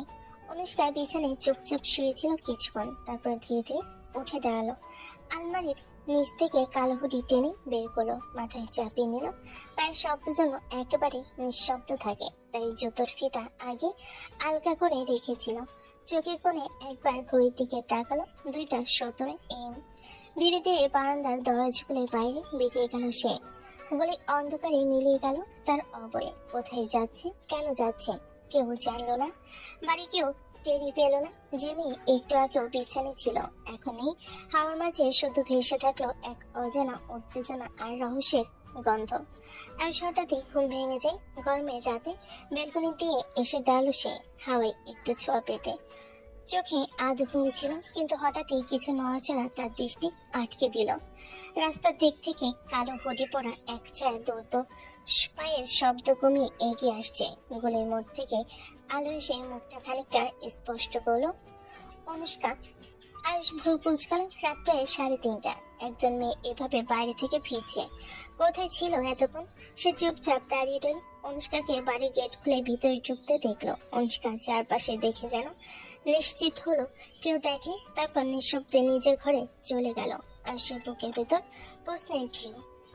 রাতের এই অন্ধকারে সে আসলে কোথায় গিয়েছিল? সকালটা শান্ত হলো, আয়ুষের মন মোটেও শান্ত না। সারা রাত ঘুম হয়নি। বেলকনিতে দাঁড়িয়ে দেখা সেই দৃশ্য বারবার মাথায় ভেসে আসছে। কালো হুডি পরে চুপিসারে বাড়িতে ফেরা অনুষ্কা, তার মুখে সেই অদ্ভুত দৃঢ়তা আর চারপাশে তাকানোর ভঙ্গি, সবকিছুতেই যেন একটা রহস্য লুকিয়ে আছে। কফি কাপ হাতে নিয়ে আয়ুষ নিজেকে বোঝানোর চেষ্টা করলো, হতে পারে ভুল দেখেছি, হয়তো অন্য কেউ ছিল। কিন্তু না, সেই মুখ ভুল হওয়ার সুযোগ নেই। দুপুরের দিকে আয়ুষ ঠিক হলো আজই অনুষ্কার সাথে কথা বলবে, বেশ ক্যাজুয়াল ভঙ্গিতে, যেন কিছুই জানে না এমন করে। বিকেলবেলায় সে অনুষ্কাদের বাড়ি পৌঁছালো। গেটের দারোয়ানকে নাম বলতে ভেতরে ঢোকার অনুমতি মিলল। ড্রয়িং রুমে বসে থাকতে থেকে চারপাশের পরিচিত সাজসজ্জা দেখতে লাগলো, কিন্তু মাথায় ঘুরপাক খাচ্ছে একটাই প্রশ্ন, রাতের বেলা কোথায় গিয়েছিল সে? কিছুক্ষণ পর অনুষ্কা এসে দাঁড়ালো দরজায়। আজও সেই হাসি মুখে, কিন্তু চোখে যেন লুকানো একটা সতর্কতা আছে। কেমন আছো? ভালো। তুমি এত হঠাৎ? এমনি মনে পড়লো তাই চলে এলাম। দুজন কিছুক্ষণ হালকা গল্প করলো। আবহাওয়া পরিচিত মানুষের খোঁজ, কিন্তু সে মনে যতই অন্য কথা চলে, ঠোঁটে উঠে আসছে শুধু সেই প্রশ্নটা। শেষমেশ সে থামতে পারলো না। আচ্ছা, কাল রাতে তুমি কি কোথাও গিয়েছিলে?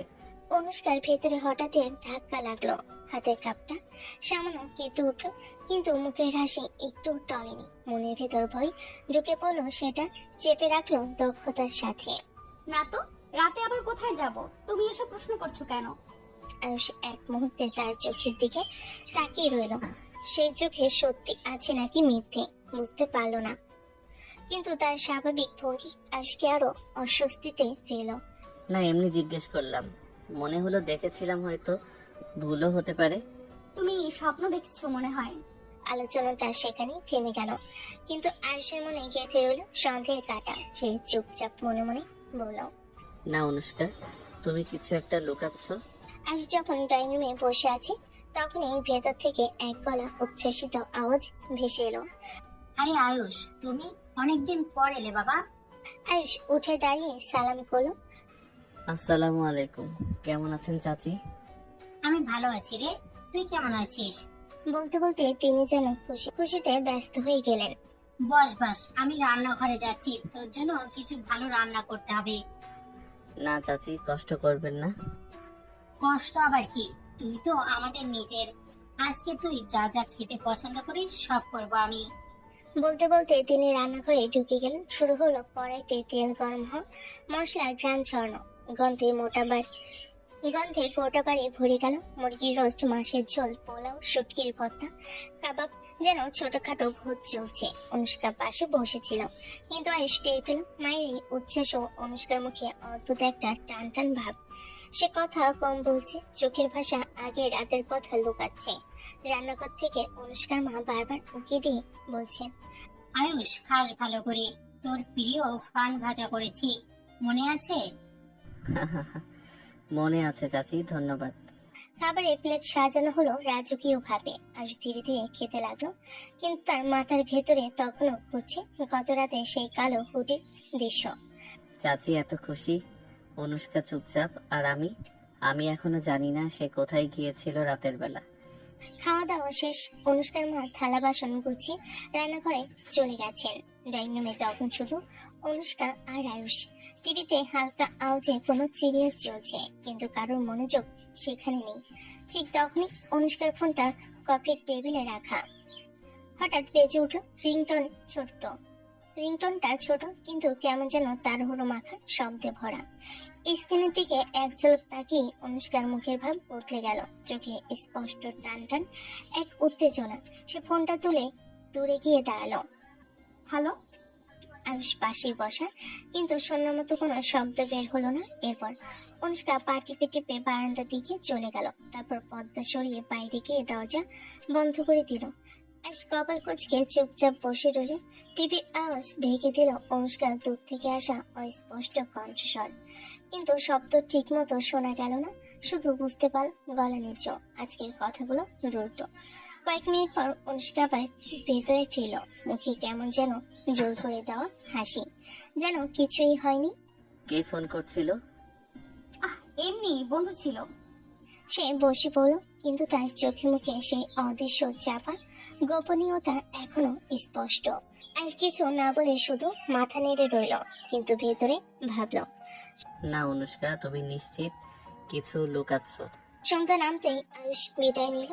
অনুষ্কার মা অনেক অনুরোধ করলেন রাতের খাবার খেয়ে যেতে, কিন্তু আয়ুষ শুধু হাসি দিয়ে বলল, চাচি, আজ কিছু কাজ আছে, আবার আসবো। বাড়ি পৌঁছে ঘরে ঢুকেই সোফায় বসে পড়ল। লাইট জ্বলছে, টিভি চলছে, কিন্তু তার মনোযোগ সেসবের দিকে নেই। হাতের ফোনটা উল্টে পাল্টে দেখতে দেখতে মনে মনে বলল, সে কি করছে আসলে? কোনো সমস্যায় পড়েছে নাকি? ভাবনাটা হঠাৎ থেমে গেল, কিন্তু পরক্ষণেই আবার ফিরে এলো। নাকি কারোর সাথে সম্পর্কে জড়িয়ে পড়েছে, তাই লুকোচুরি করছে আমার সাথে? আয়ুষের বুকের ভেতর কেমন একটা শূন্যতা তৈরি হলো। সে নিজেকে বোঝানোর চেষ্টা করলো, না, এমনটা হওয়ার কথা না, কিন্তু যদি হয়ে থাকে। একটা অদ্ভুত ভারী হয়ে গেল তার কাছে। বিছানায় সেও ঘুম এলো না, চোখের সামনে বারবার ভেসে উঠছে অনুষ্কার সেই লুকানো হাসি আর সেই গোপন ফোন কল। রাত প্রায় 12:30।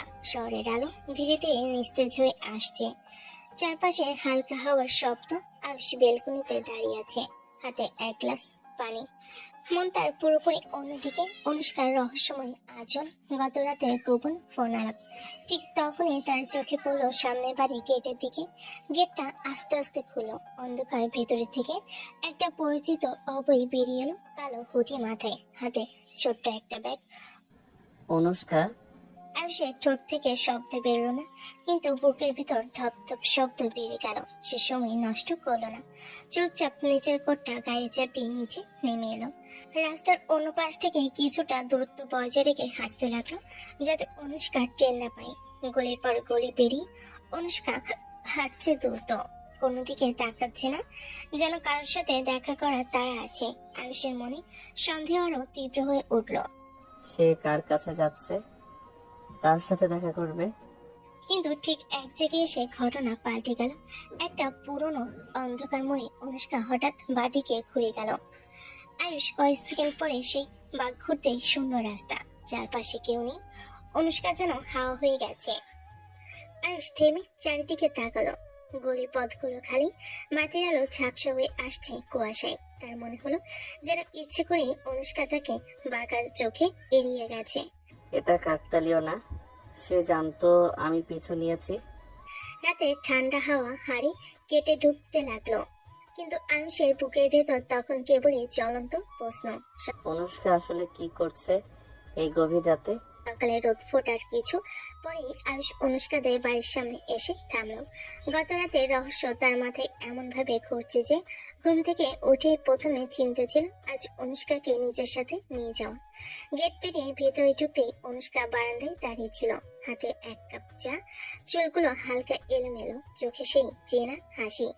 চলো আজই ফিরে যাই। এখনই? এত তাড়া কিসের? তারা না, অনেক দিন হয়ে গেল, বাড়ি ফাঁকা ফাঁকা লাগে। অনুষ্কা একটু চুপ করলো, তারপর হালকা হেসে বলল, না, আর কয়েকদিন থাকবো। মা একা হয়ে যাবে তো, বাবা তো ব্যবসার কাজে বাইরে আছে, তাছাড়া এখানে আমার কিছু কাজ আছে। কি কাজ? এমনি কিছু, তুমি বুঝবে না। তার ভঙ্গি এতটাই স্বাভাবিক যে সে জানলে মনে হবে সত্যি কোনো সাধারণ কারণ আছে। কিন্তু আয়ুষের মনে আগের রাতে দেশর হঠাৎ হারিয়ে যাওয়া সেই ছায়া আবারও ভেসে উঠল। কাজ নাকি সেই গোপন জায়গায় আবার যাওয়া? সে চুপচাপ মাথা নেড়ে হাসলো, কিন্তু মনে মনে ভাবলো, ঠিক আছে অনুষ্কা, আর কয়েকদিন থাকো, কিন্তু এবার আমি তোমার চোখের আড়াল হব না। অনুষ্কার কথা শুনে আয়ুষ আর কিছু বলল না, হালকা হাসি দিয়ে বলল, ঠিক আছে, যেহেতু তোমার ইচ্ছে, আমি অফিসে যাচ্ছি। গাড়ির চাবি হাতে নিয়ে নিচে নেমে এলো সে। বাইরে রোদ তখন তীব্র হয়ে উঠেছে, রাস্তার ধুলা হাওয়ায় উঠছে। স্টিয়ারিং ধরতে আয়ুষের চোখে আবার ভেসে উঠলো কাল রাতের দৃশ্য, কালো হুডি, তার ওরপা, আর সেই হঠাৎ অদৃশ্য হয়ে যাওয়া। অফিসের দিকে গাড়ি ছুটলো, কিন্তু মন তার পুরো সময় অনুষ্কার দিকেই পড়ে রইল। আজ হয়তো ব্যস্ততা আমাকে কিছুটা দূরে রাখবে, কিন্তু রাত নামলেই আমি আবার নজর রাখবো। গাড়ি মিলিয়ে গেল শহরের ভিড়ে, আর অনুষ্কা বারান্দায় দাঁড়িয়ে অনেকক্ষণ ধরে সে গাড়ির পেছনের আলো মিলিয়ে যাওয়া দেখলো।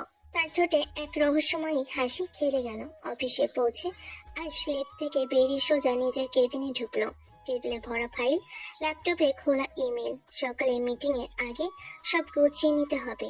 চেয়ারটায় বসে সেই গভীর শ্বাস নিল, তারপর ল্যাপটপে মন দিল। প্রেজেন্টেশনের স্লাইড বদলাচ্ছে, ফাইলের ডেটা যাচাই চলছে, মাঝে মাঝে কল রিসিভ করছে। সব যেন স্বাভাবিক, কিন্তু ভেতরে ভেতরে মাথায় অন্য এক চিন্তা ঘুরছে। অনুষ্কা এখন কি করছে? আবার কি কথা বের হবে, নাকি কারোর সাথে কথা বলছে? তার হাতের কলমটা বারবার ঘুরছে আঙ্গুলে, যেন যোগাযোগ ধরে রাখতে চাইছে, কিন্তু যেখানেই মন চাই সেখানেই এসে পড়ে গত রাতে সেই হারিয়ে যাওয়া দৃশ্য। লাঞ্চ ব্রেকে সহকর্মীরা, আয়ুষ, আজ ক্যাফেতে যাবি? না, তোমরা যাও, আমার কিছু কাজ আছে। খাবারের সময়ও ল্যাপটপের সামনে বসে থাকলো, যেন নিজের চিন্তাগুলোকে চাপা দিতে কাজকেই ঢাল বানিয়েছে। কিন্তু কাজ যতই করুক, এক জিনিস পরিষ্কার, আজ রাতেও যদি অনুষ্কা বাইরে যায় তবে সে সেটা চোখ এড়িয়ে যেতে দেবে না। সন্ধ্যার হালকা অন্ধকার নেমে এসেছে, শহরের রাস্তার বাতিগুলো এক একে জ্বলে উঠছে। আয়ুষ হাতে ছোট্ট একটা ফুলের তোড়া নিয়ে অনুষ্কার বাড়ির সামনে এসে দাঁড়ালো। মনে মনে ভাবছিল, সারাদিন অফিসের ঝক্কি শেষে একটু দেখা হবে ওর সাথে। দরজায় কড়া নাড়তেই ভেতর থেকে কোনো সাড়া এলো না। একটু অবাক হয়ে গেট ঠেলে ভেতরে ঢুকলো। চাচি, অনুষ্কা কোথায়? অনুষ্কার মা রান্নাঘর থেকে বের হয়ে হালকা দ্বিধাভরা মুখে বললেন, ও তো একটু কাজে গেছে বাবা, হয়তো দেরি হবে ফিরতে। কোথায় গেছে? জানি না, হঠাৎ করে বেরিয়ে গেল, কিছু বলেনি। আয়ুষ চুপ হয়ে দাঁড়িয়ে রইল। ভেতরে অদ্ভুত একটা অস্বস্তি খচখচ করতে লাগলো।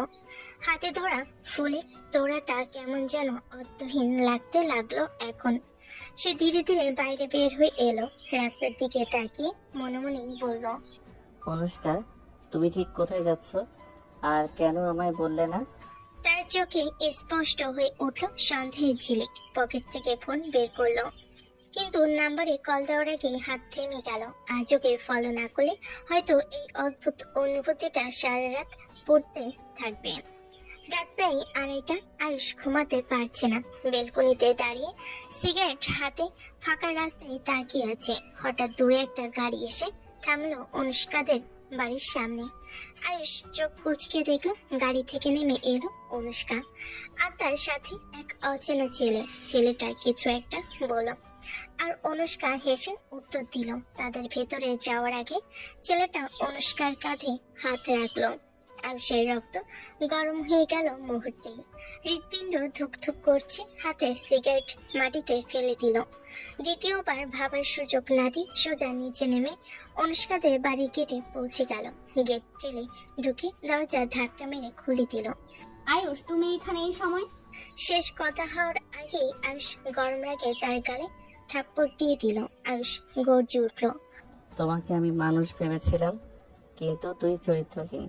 তোর মতো মেয়ের সাথে আমার কোনো সম্পর্ক নেই, আমার জীবনে তোর কোনো জায়গা নেই অনুষ্কা। অনুষ্কার চোখে অশ্রু জমে উঠল, ঠোঁট কাঁপছে। সে কিছু বলতে চাইল, কিন্তু আয়ুষ একটা কথাও শুনল না। পেছন ফিরে বেরিয়ে গেল অন্ধকার রাস্তায়। তার পদক্ষেপে যেন প্রতিশোধের আগুন জ্বলছে। দরজার সামনে স্থির দাঁড়িয়ে রইল অনুষ্কা। গালের একপাশে আয়ুষের থাপ্পড়ের জ্বালা যেন পুরো শরীরে ছড়িয়ে পড়েছে, কিন্তু তার চেয়ে বেশি ব্যথা লাগছে হৃদয়ে। চোখের পানি গড়িয়ে পড়তে পড়তে ঠোঁট কামড়ে মনে মনে বলল, একটা কথাও শুনলে না আয়ুষ, শুধু ভুল বুঝলে।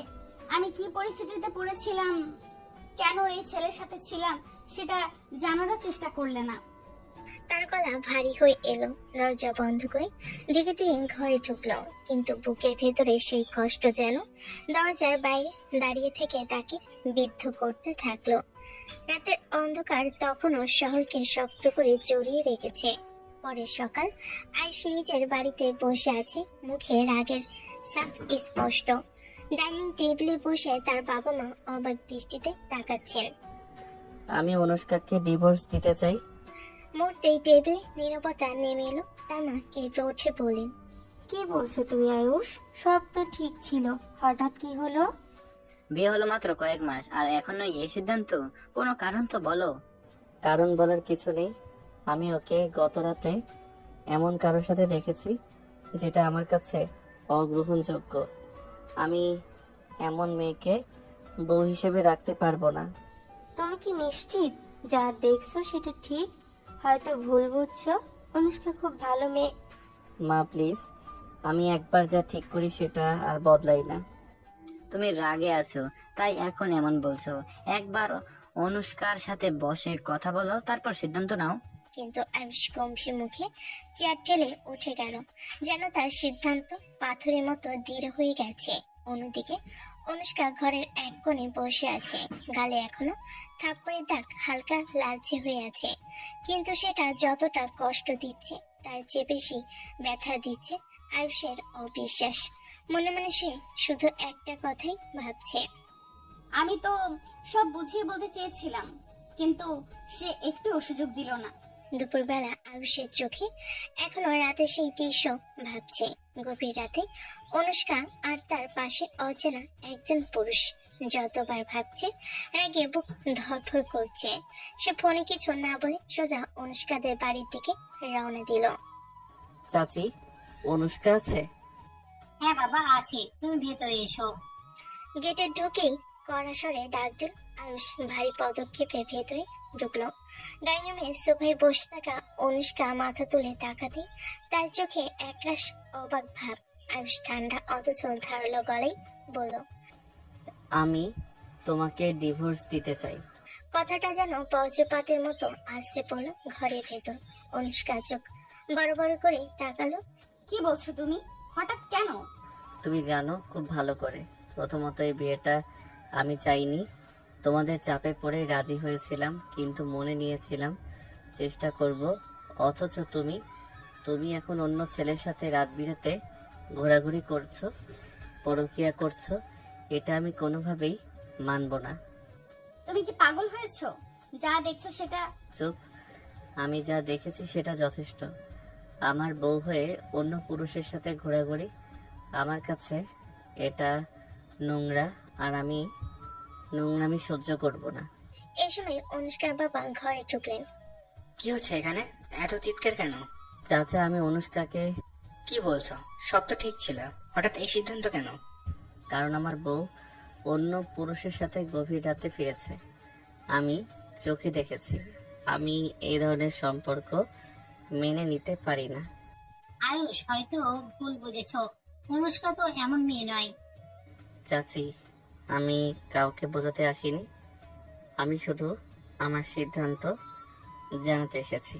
অনুষ্কা তখনও স্তব্ধ হয়ে বসে আছে, চোখে পানি জমে উঠেছে। মনে মনে বলছে, তুমি একবারও আমার কথা শুনলে না আয়ুষ, শুধু ভুল বুঝলে। একবার অন্তত বলার সুযোগ দিতে পারতে।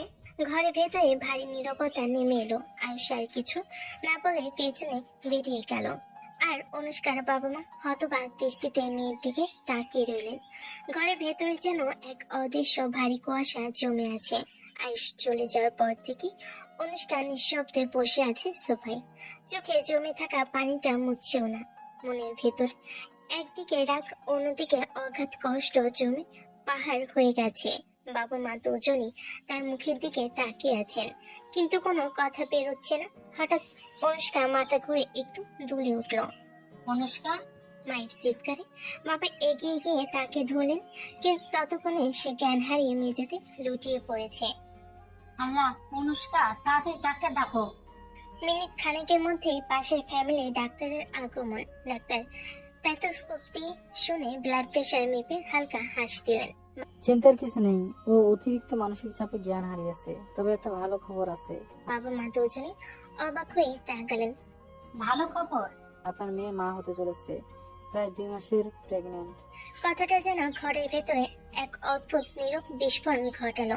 মা অবাক হয়ে মেয়ের মুখে হাত রাখলেন। তুই তো আমাকে কিছুই বলিসনি। এত বড় সুখবর, আর ওর স্বামী আজ ডিভোর্সের কথা বলে গেল। এই সময় অনুষ্কা আস্তে আস্তে চোখ নিল, মায়ের কোলের উপর মাথা রেখে অস্পষ্ট কণ্ঠে বলল, মা আমি কিছুই ভুল করিনি, শুধু একবার সুযোগ দিলে সব বুঝিয়ে বলতে পারতাম। তার চোখের কোণে জমে থাকা জল যেন নীরবে সব কথা বলে দিল, যা কাউকে বলার আর দরকার রইল না। পরের সকাল, অনুষ্কা এখনো বিছানায় শুয়ে আছে, মুখটা ফ্যাকাশে। মা পাশে বসে তার কপালে হাত বুলিয়ে দিচ্ছেন। বাবা ফোন হাতে নিয়ে একটু দূরে দাঁড়িয়ে। বাবা গভীর শ্বাস নিয়ে নম্বর ডায়াল করলেন। আয়ুষ, তুমি কি একটু আসতে পারবে? জরুরি কথা ছিল। আমি ভেবেছি আমার আর আসার দরকার নেই, সিদ্ধান্ত তো দিয়ে গিয়েছি। না, আজ তোমার আসা দরকার। অনুষ্কার ব্যাপারে এমন কিছু জানা আছে, তোমার জানা উচিত। কিছুক্ষণ পর আয়ুষ ভেতরে ঢুকতেই ঘরে অনুষ্কা বসে আছেন। বাবা সরাসরি বলে দিলেন, অনুষ্কা প্রেগনেন্ট, 2 মাসের। তুমি বাবা হতে চলেছ। কথাটা শোনা মাত্রই ঘরে এক মুহূর্ত নীরবতা। সবাই তাকিয়ে আছে আয়ুষের দিকে, তার প্রতিক্রিয়ার অপেক্ষায়। আয়ুষের মুখে কিন্তু আনন্দের কোনো ছাপ নেই, বরং ঠান্ডা এক রাত। হয়তো এই বাচ্চাটা আমার নয়, হতে পারে ওর প্রেমিকের বাচ্চা। কথাটা যেন ঘরের ভেতরে ছুরি হয়ে কেটে গেল। অনুষ্কার চোখে এক মুহূর্তে আগুন জ্বলে উঠল। সে বিছানা থেকে উঠে সোজা আয়ুষের সামনে গিয়ে দাঁড়ালো, তারপর সবার সামনে ঝাপটা দিয়ে এক থাপ্পড় মারল। তুমি আমার স্বামী হয়ে আমার চরিত্র নিয়ে এমন কথা বলার সাহস কোথা থেকে পাও? তুমি যা দেখেছো সেটা অর্ধেক সত্যি, আর অর্ধেক সত্যি জানতে চাওনি। কিন্তু আমার মাতৃত্ব নিয়ে নোংরা সন্দেহ, এটা আমি কোনোদিন মাফ করব না। আয়ুষ, তুমি নিজের স্ত্রীকে অপমান করছো, অথচ একবারও তার কথা শুনলে না। আজ তুমি আমাদের বাড়ি থেকে বেরিয়ে যাও। যখন সত্যিটা জানবে, তখন নিজের মুখ দেখতে লজ্জা লাগবে। আমি শতভম্ব হয়ে দাঁড়িয়ে রইল, কিন্তু তার মুখে এখনো একই অবিশ্বাসের ছাপ। অনুষ্কা মুখ ফিরিয়ে জানালার দিকে তাকালো, চোখে অশ্রু আর ঠোঁটে অভিমান জমে রইল। ঘরের ভেতর এখনো থাপ্পড়ের শব্দ যেন বাতাসে আসছে। আর সবার সামনে অপমানজনক কথা বলে চুপ হয়ে দাঁড়িয়ে আছে।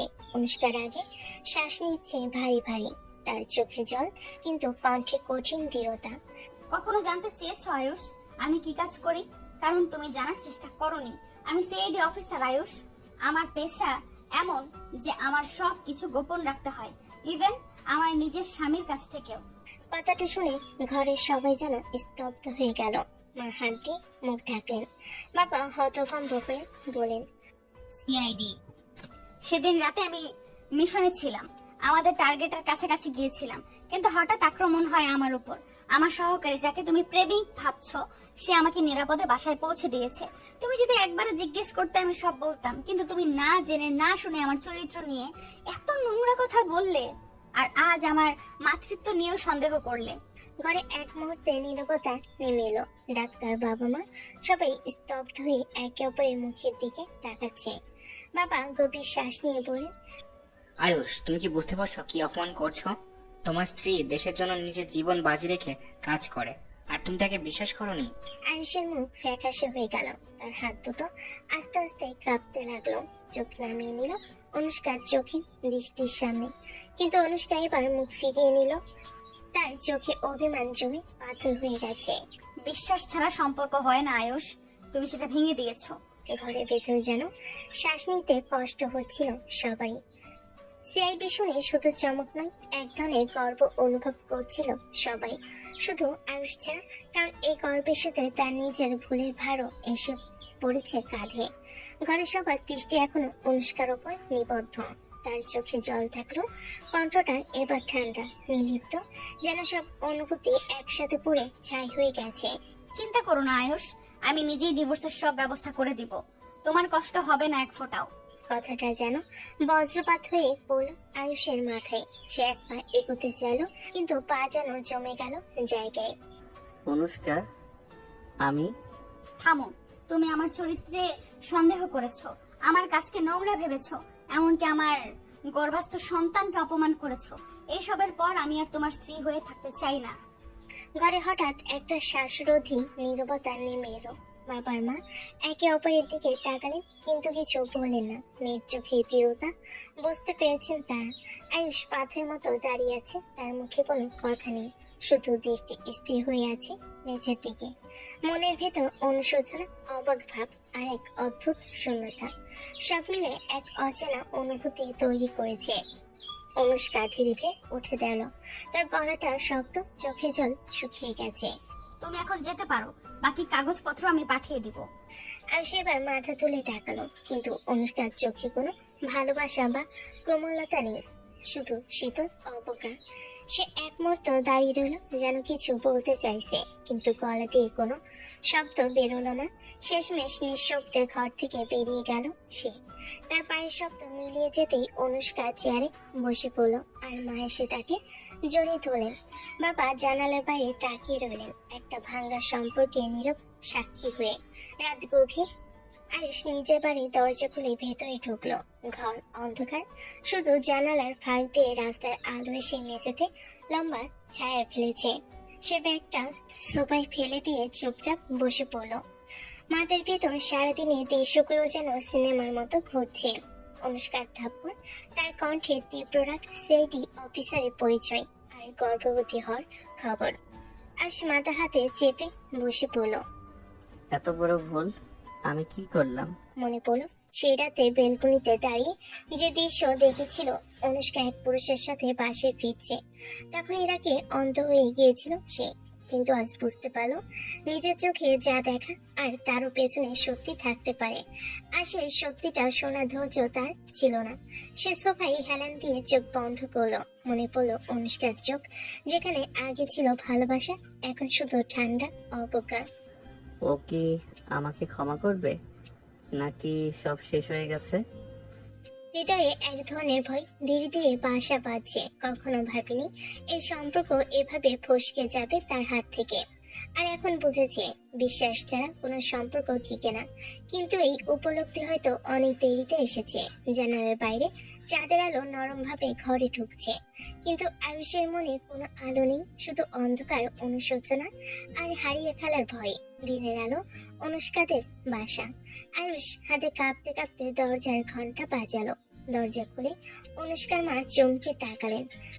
আয়ুষ, তুমি এখানে? আমি আমি অনুষ্কাকে দেখতে এসেছি মা, ক্ষমা চাইতে। আয়ুষের কণ্ঠ কেঁপে উঠছে। ভেতরে ঢুকেই সে সরাসরি অনুষ্কাকে দেখলো। সোফায় বসে আছে অনুষ্কা, চোখে ঠান্ডা দৃঢ়তা। আয়ুষ ধীরে ধীরে বলল, অনুষ্কা, আমি ভুল করেছি। আমি তোমার উপর বিশ্বাস হারিয়েছি, কিন্তু সব ভুল বোঝাবুঝি। আমি ক্ষমা চাই। আবার একবার আমাকে সুযোগ দাও। তুমি কি আমার ভালোবাসা, আমার সন্তান, আমার সবকিছুর উপরে প্রশ্ন তুললে, তারপর তুমি এখানে ফিরে এসে ক্ষমা চাও? আমি বুঝতে পারছি আমি যে ভুল করেছি। আমি শুধু তোমার কাছে ফিরে যেতে চাই। অনুষ্কার চোখে অশ্রু নেই, শুধু পাথরের মতো অভিমান। না আয়ুষ, আমি তোমার কাছে ফিরে যেতে চাই না। তুমি আমার বিশ্বাস ভেঙেছো, আমার সন্তান, আমার ভালোবাসার উপর অবিশ্বাস প্রকাশ করলে। সেই ক্ষতি আর কখনো মেরামত করা যাবে না। আয়ুষ চুপ হয়ে দাঁড়িয়ে আছে, তার গলা শুকিয়ে গেছে, কণ্ঠ বেরোচ্ছে না। মনের ভিতর সব অনুশোচনা আর আফসোস মিলেমিশে এক ভারী স্মৃতি তৈরি করেছে। অনুষ্কার চোখে ঠান্ডা দৃঢ়তা আর মুখে অভিমান। আজ থেকে আমাদের পথ আলাদা, তুমি চলে যাও, আমি এগোচ্ছি আমার পথে। আয়ুষ শেষবার চোখে তাকিয়ে ধীরে ধীরে পেছন ঘুরল। ঘরে বাতাস শুধু নীরবতা আর ভেঙে যাওয়া বিশ্বাসের সিঁড়ির শব্দ। রাতের অন্ধকার। আয়ুষ গাড়ির চাবি ঘুরিয়ে রাস্তায় বের হলো। মনের মধ্যে এক অদ্ভুত উত্তেজনা, রাগ আর অনুশোচনা সব মিলে তাকে নিয়ন্ত্রণ হারাতে বসেছে। কিভাবে আমি ওকে ভুল বুঝলাম? আমি এসব মানতে পারছি না। হঠাৎ ব্রেক না খেয়ে সে রাস্তার ওপর দ্রুত গতি নিয়ে গড়িয়ে যাচ্ছিল। রাতের ফাঁকা সড়ককেও গাড়ির নিয়ন্ত্রণ হারাতে শুরু করলো। একটা মোড়ে হঠাৎই চাকার চাপ হারিয়ে গেলে গাড়ি রাস্তার এক পাশে গাছের সাথে ধাক্কা খেয়ে গেল। গাড়ি থেমে গেল। ধুলোমাটি উড়ে উঠলো। আয়ুষ ভিতরে চেপে ধরে বুক, শ্বাস নিতে কষ্ট, হাত পা কেঁপে কেঁপে, মাথার ভিতর শুধু আফসোস আর ডাকার ভয়। তারপর মারাত্মক অ্যাক্সিডেন্ট। রাত্রি গভীর। অনুষ্কা ঘরে বসে নিজের কাজে মনোযোগ দিতে চাইলেও মনে একটি অজানা ভয় বাসা বাঁধছে। হঠাৎ তার ফোন বাজলো। স্ক্রিনে অজানা নাম্বার। হ্যালো অনুষ্কা, কি বলছি? মিস, এই ফোন মালিকের অ্যাক্সিডেন্ট হয়েছে, এখন যে হাসপাতালে আছে। অনুষ্কার হাত জড়সড় হয়ে গেল, মুখ ফ্যাকাশে হয়ে গেল, চোখ বড় বড় হয়ে রইল। হৃদস্পন্দন বেড়ে গেল মুহূর্তের মধ্যে। না, এটা হতে পারে না। মনে মনে বারবার বলছে, পা যেন মাটিতে আটকে গেছে, কিন্তু মন চিৎকার করছে, আমি তাকে হারাতে পারবো না।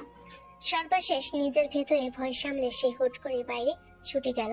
হাঁটু কেঁপে যাচ্ছে, রাস্তায় পা দ্রুত গতি নিচ্ছে, যেন সময়ও তার সাথে দৌড়াচ্ছে। আয়ুষকে হারাবো না। মনে শুধু একটাই কথা, আর তা হলো হাসপাতালের দিকে পৌঁছানো। রাস্তার বাতি আলো ঝলমল করছে, কিন্তু অনুষ্কার চোখে সব অন্ধকার। মনে মনে শুধু শোনা কণ্ঠস্বর, সেই শব্দ ঘুরপাক খাচ্ছে। অ্যাক্সিডেন্ট। আর তার হৃদয় এক মুহূর্তে পাথরে পরিণত হয়েছে। হাসপাতালের আইসিইউ। রাত গভীর। আর সে চোখ ধীরে ধীরে খুলল। হালকা আলোতে ফাঁকা বিছানা, চারপাশে নীরবতা। মাথায় একটু ব্যথা করছে, কিন্তু সে বুঝতে পারছে সে বেঁচে আছে। হঠাৎ পাশে অনুষ্কার কণ্ঠ শুনল। আয়ুষ, তোমার জ্ঞান ফিরেছে? তার চোখে পানি, কিন্তু মুখে নরম হাসি। অনুষ্কা ধীরে ধীরে এগিয়ে এসে আয়ুষের হাত ধরে বলল, আমি শুধু তোমাকে একটু শান্তি দিতে চেয়েছিলাম। জানি তুমি ভয় পেয়েছো, কিন্তু আমি আমি তোমাকে ভালোবাসি। আমি কোনোদিন তোমাকে ছাড়বো না। আয়ুষের চোখে অশ্রু, হৃদয় গরম হয়ে উঠল। তার হাত কাঁপতে কাঁপতে অনুষ্কার হাত জড়িয়ে ধরল।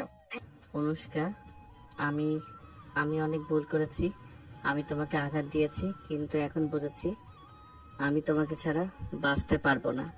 আমি অনেক ভালোবাসি তোমাকে। আঘাত দেওয়ার জন্য সত্যি মাপ চাই। আমি জানি আয়ুষ, আর এখন থেকে আমরা একসাথে থাকবো, সব ভুল বোঝাবুঝি ভুলে। আয়ুষ ঠোঁট কুঁচকে হালকা হাসি দিল, তার কণ্ঠে উষ্ণতা। হ্যাঁ, একসাথে সব সময়। ঘরের ভিতর শুধু নিঃশ্বাসের শব্দ। হৃদয় দুটো একসাথে ধুকপুক করছে। অন্য কোনো ভয়, রাগ বা সন্দেহ নেই, শুধু ভালোবাসা, শান্তি আর আবেগের এক মুহূর্ত। রাত্রি। আয়ুষের ঘর। আয়ুষ সুস্থ হয়ে ঘরে প্রবেশ করলো। নরম আলো, জানালার বাইরে চাঁদের আলো ভেতরে ছড়িয়ে পড়েছে। অনুষ্কা বিছানায় বসে আছে, চোখে দমে থাকা উষ্ণতা। আয়ুষ ধীরে ধীরে এগিয়ে এসে তার পাশে বসলো, হাতে হাত, কাঁধে কাঁধ মিলালো এবং চোখে চোখ। অনুষ্কা, তুই জানো আমি তোমাকে কত ভালোবাসি। আমি জানি, আর আমিও তো ভালোবাসি। আয়ুষ আর অপেক্ষা করলো না, ধীরে ধীরে তার ঠোঁট অনুষ্কার ঠোঁটের সাথে মিলল। প্রথমে চুম্বনে, দুজনে হৃদয় একসাথে ধুকফুক করতে লাগলো। চুম্বনের মাঝে কোমল আদর, হাতে মৃদু স্পর্শ, প্রেম, রোমান্টিকতা আর বিশ্বাসের এক অনন্ত মুহূর্ত তৈরি হলো। অনুষ্কার গলা ধীরে ধীরে বের করলো, আমি কখনো তোমাকে ছাড়বো না, তুমি আমার সব। আমিও কখনো তোমাকে ছাড়বো না অনুষ্কা, শুধু ভালোবাসবো সব সময়। চাঁদের নরম আলো, নিঃশব্দ রাত, দুজনের হৃদয়ের স্পন্দন, সব মিলিয়ে এক রোমান্টিক রাত, যেখানে শুধু ভালোবাসা, চুম্বন আর আদরের ছোঁয়া।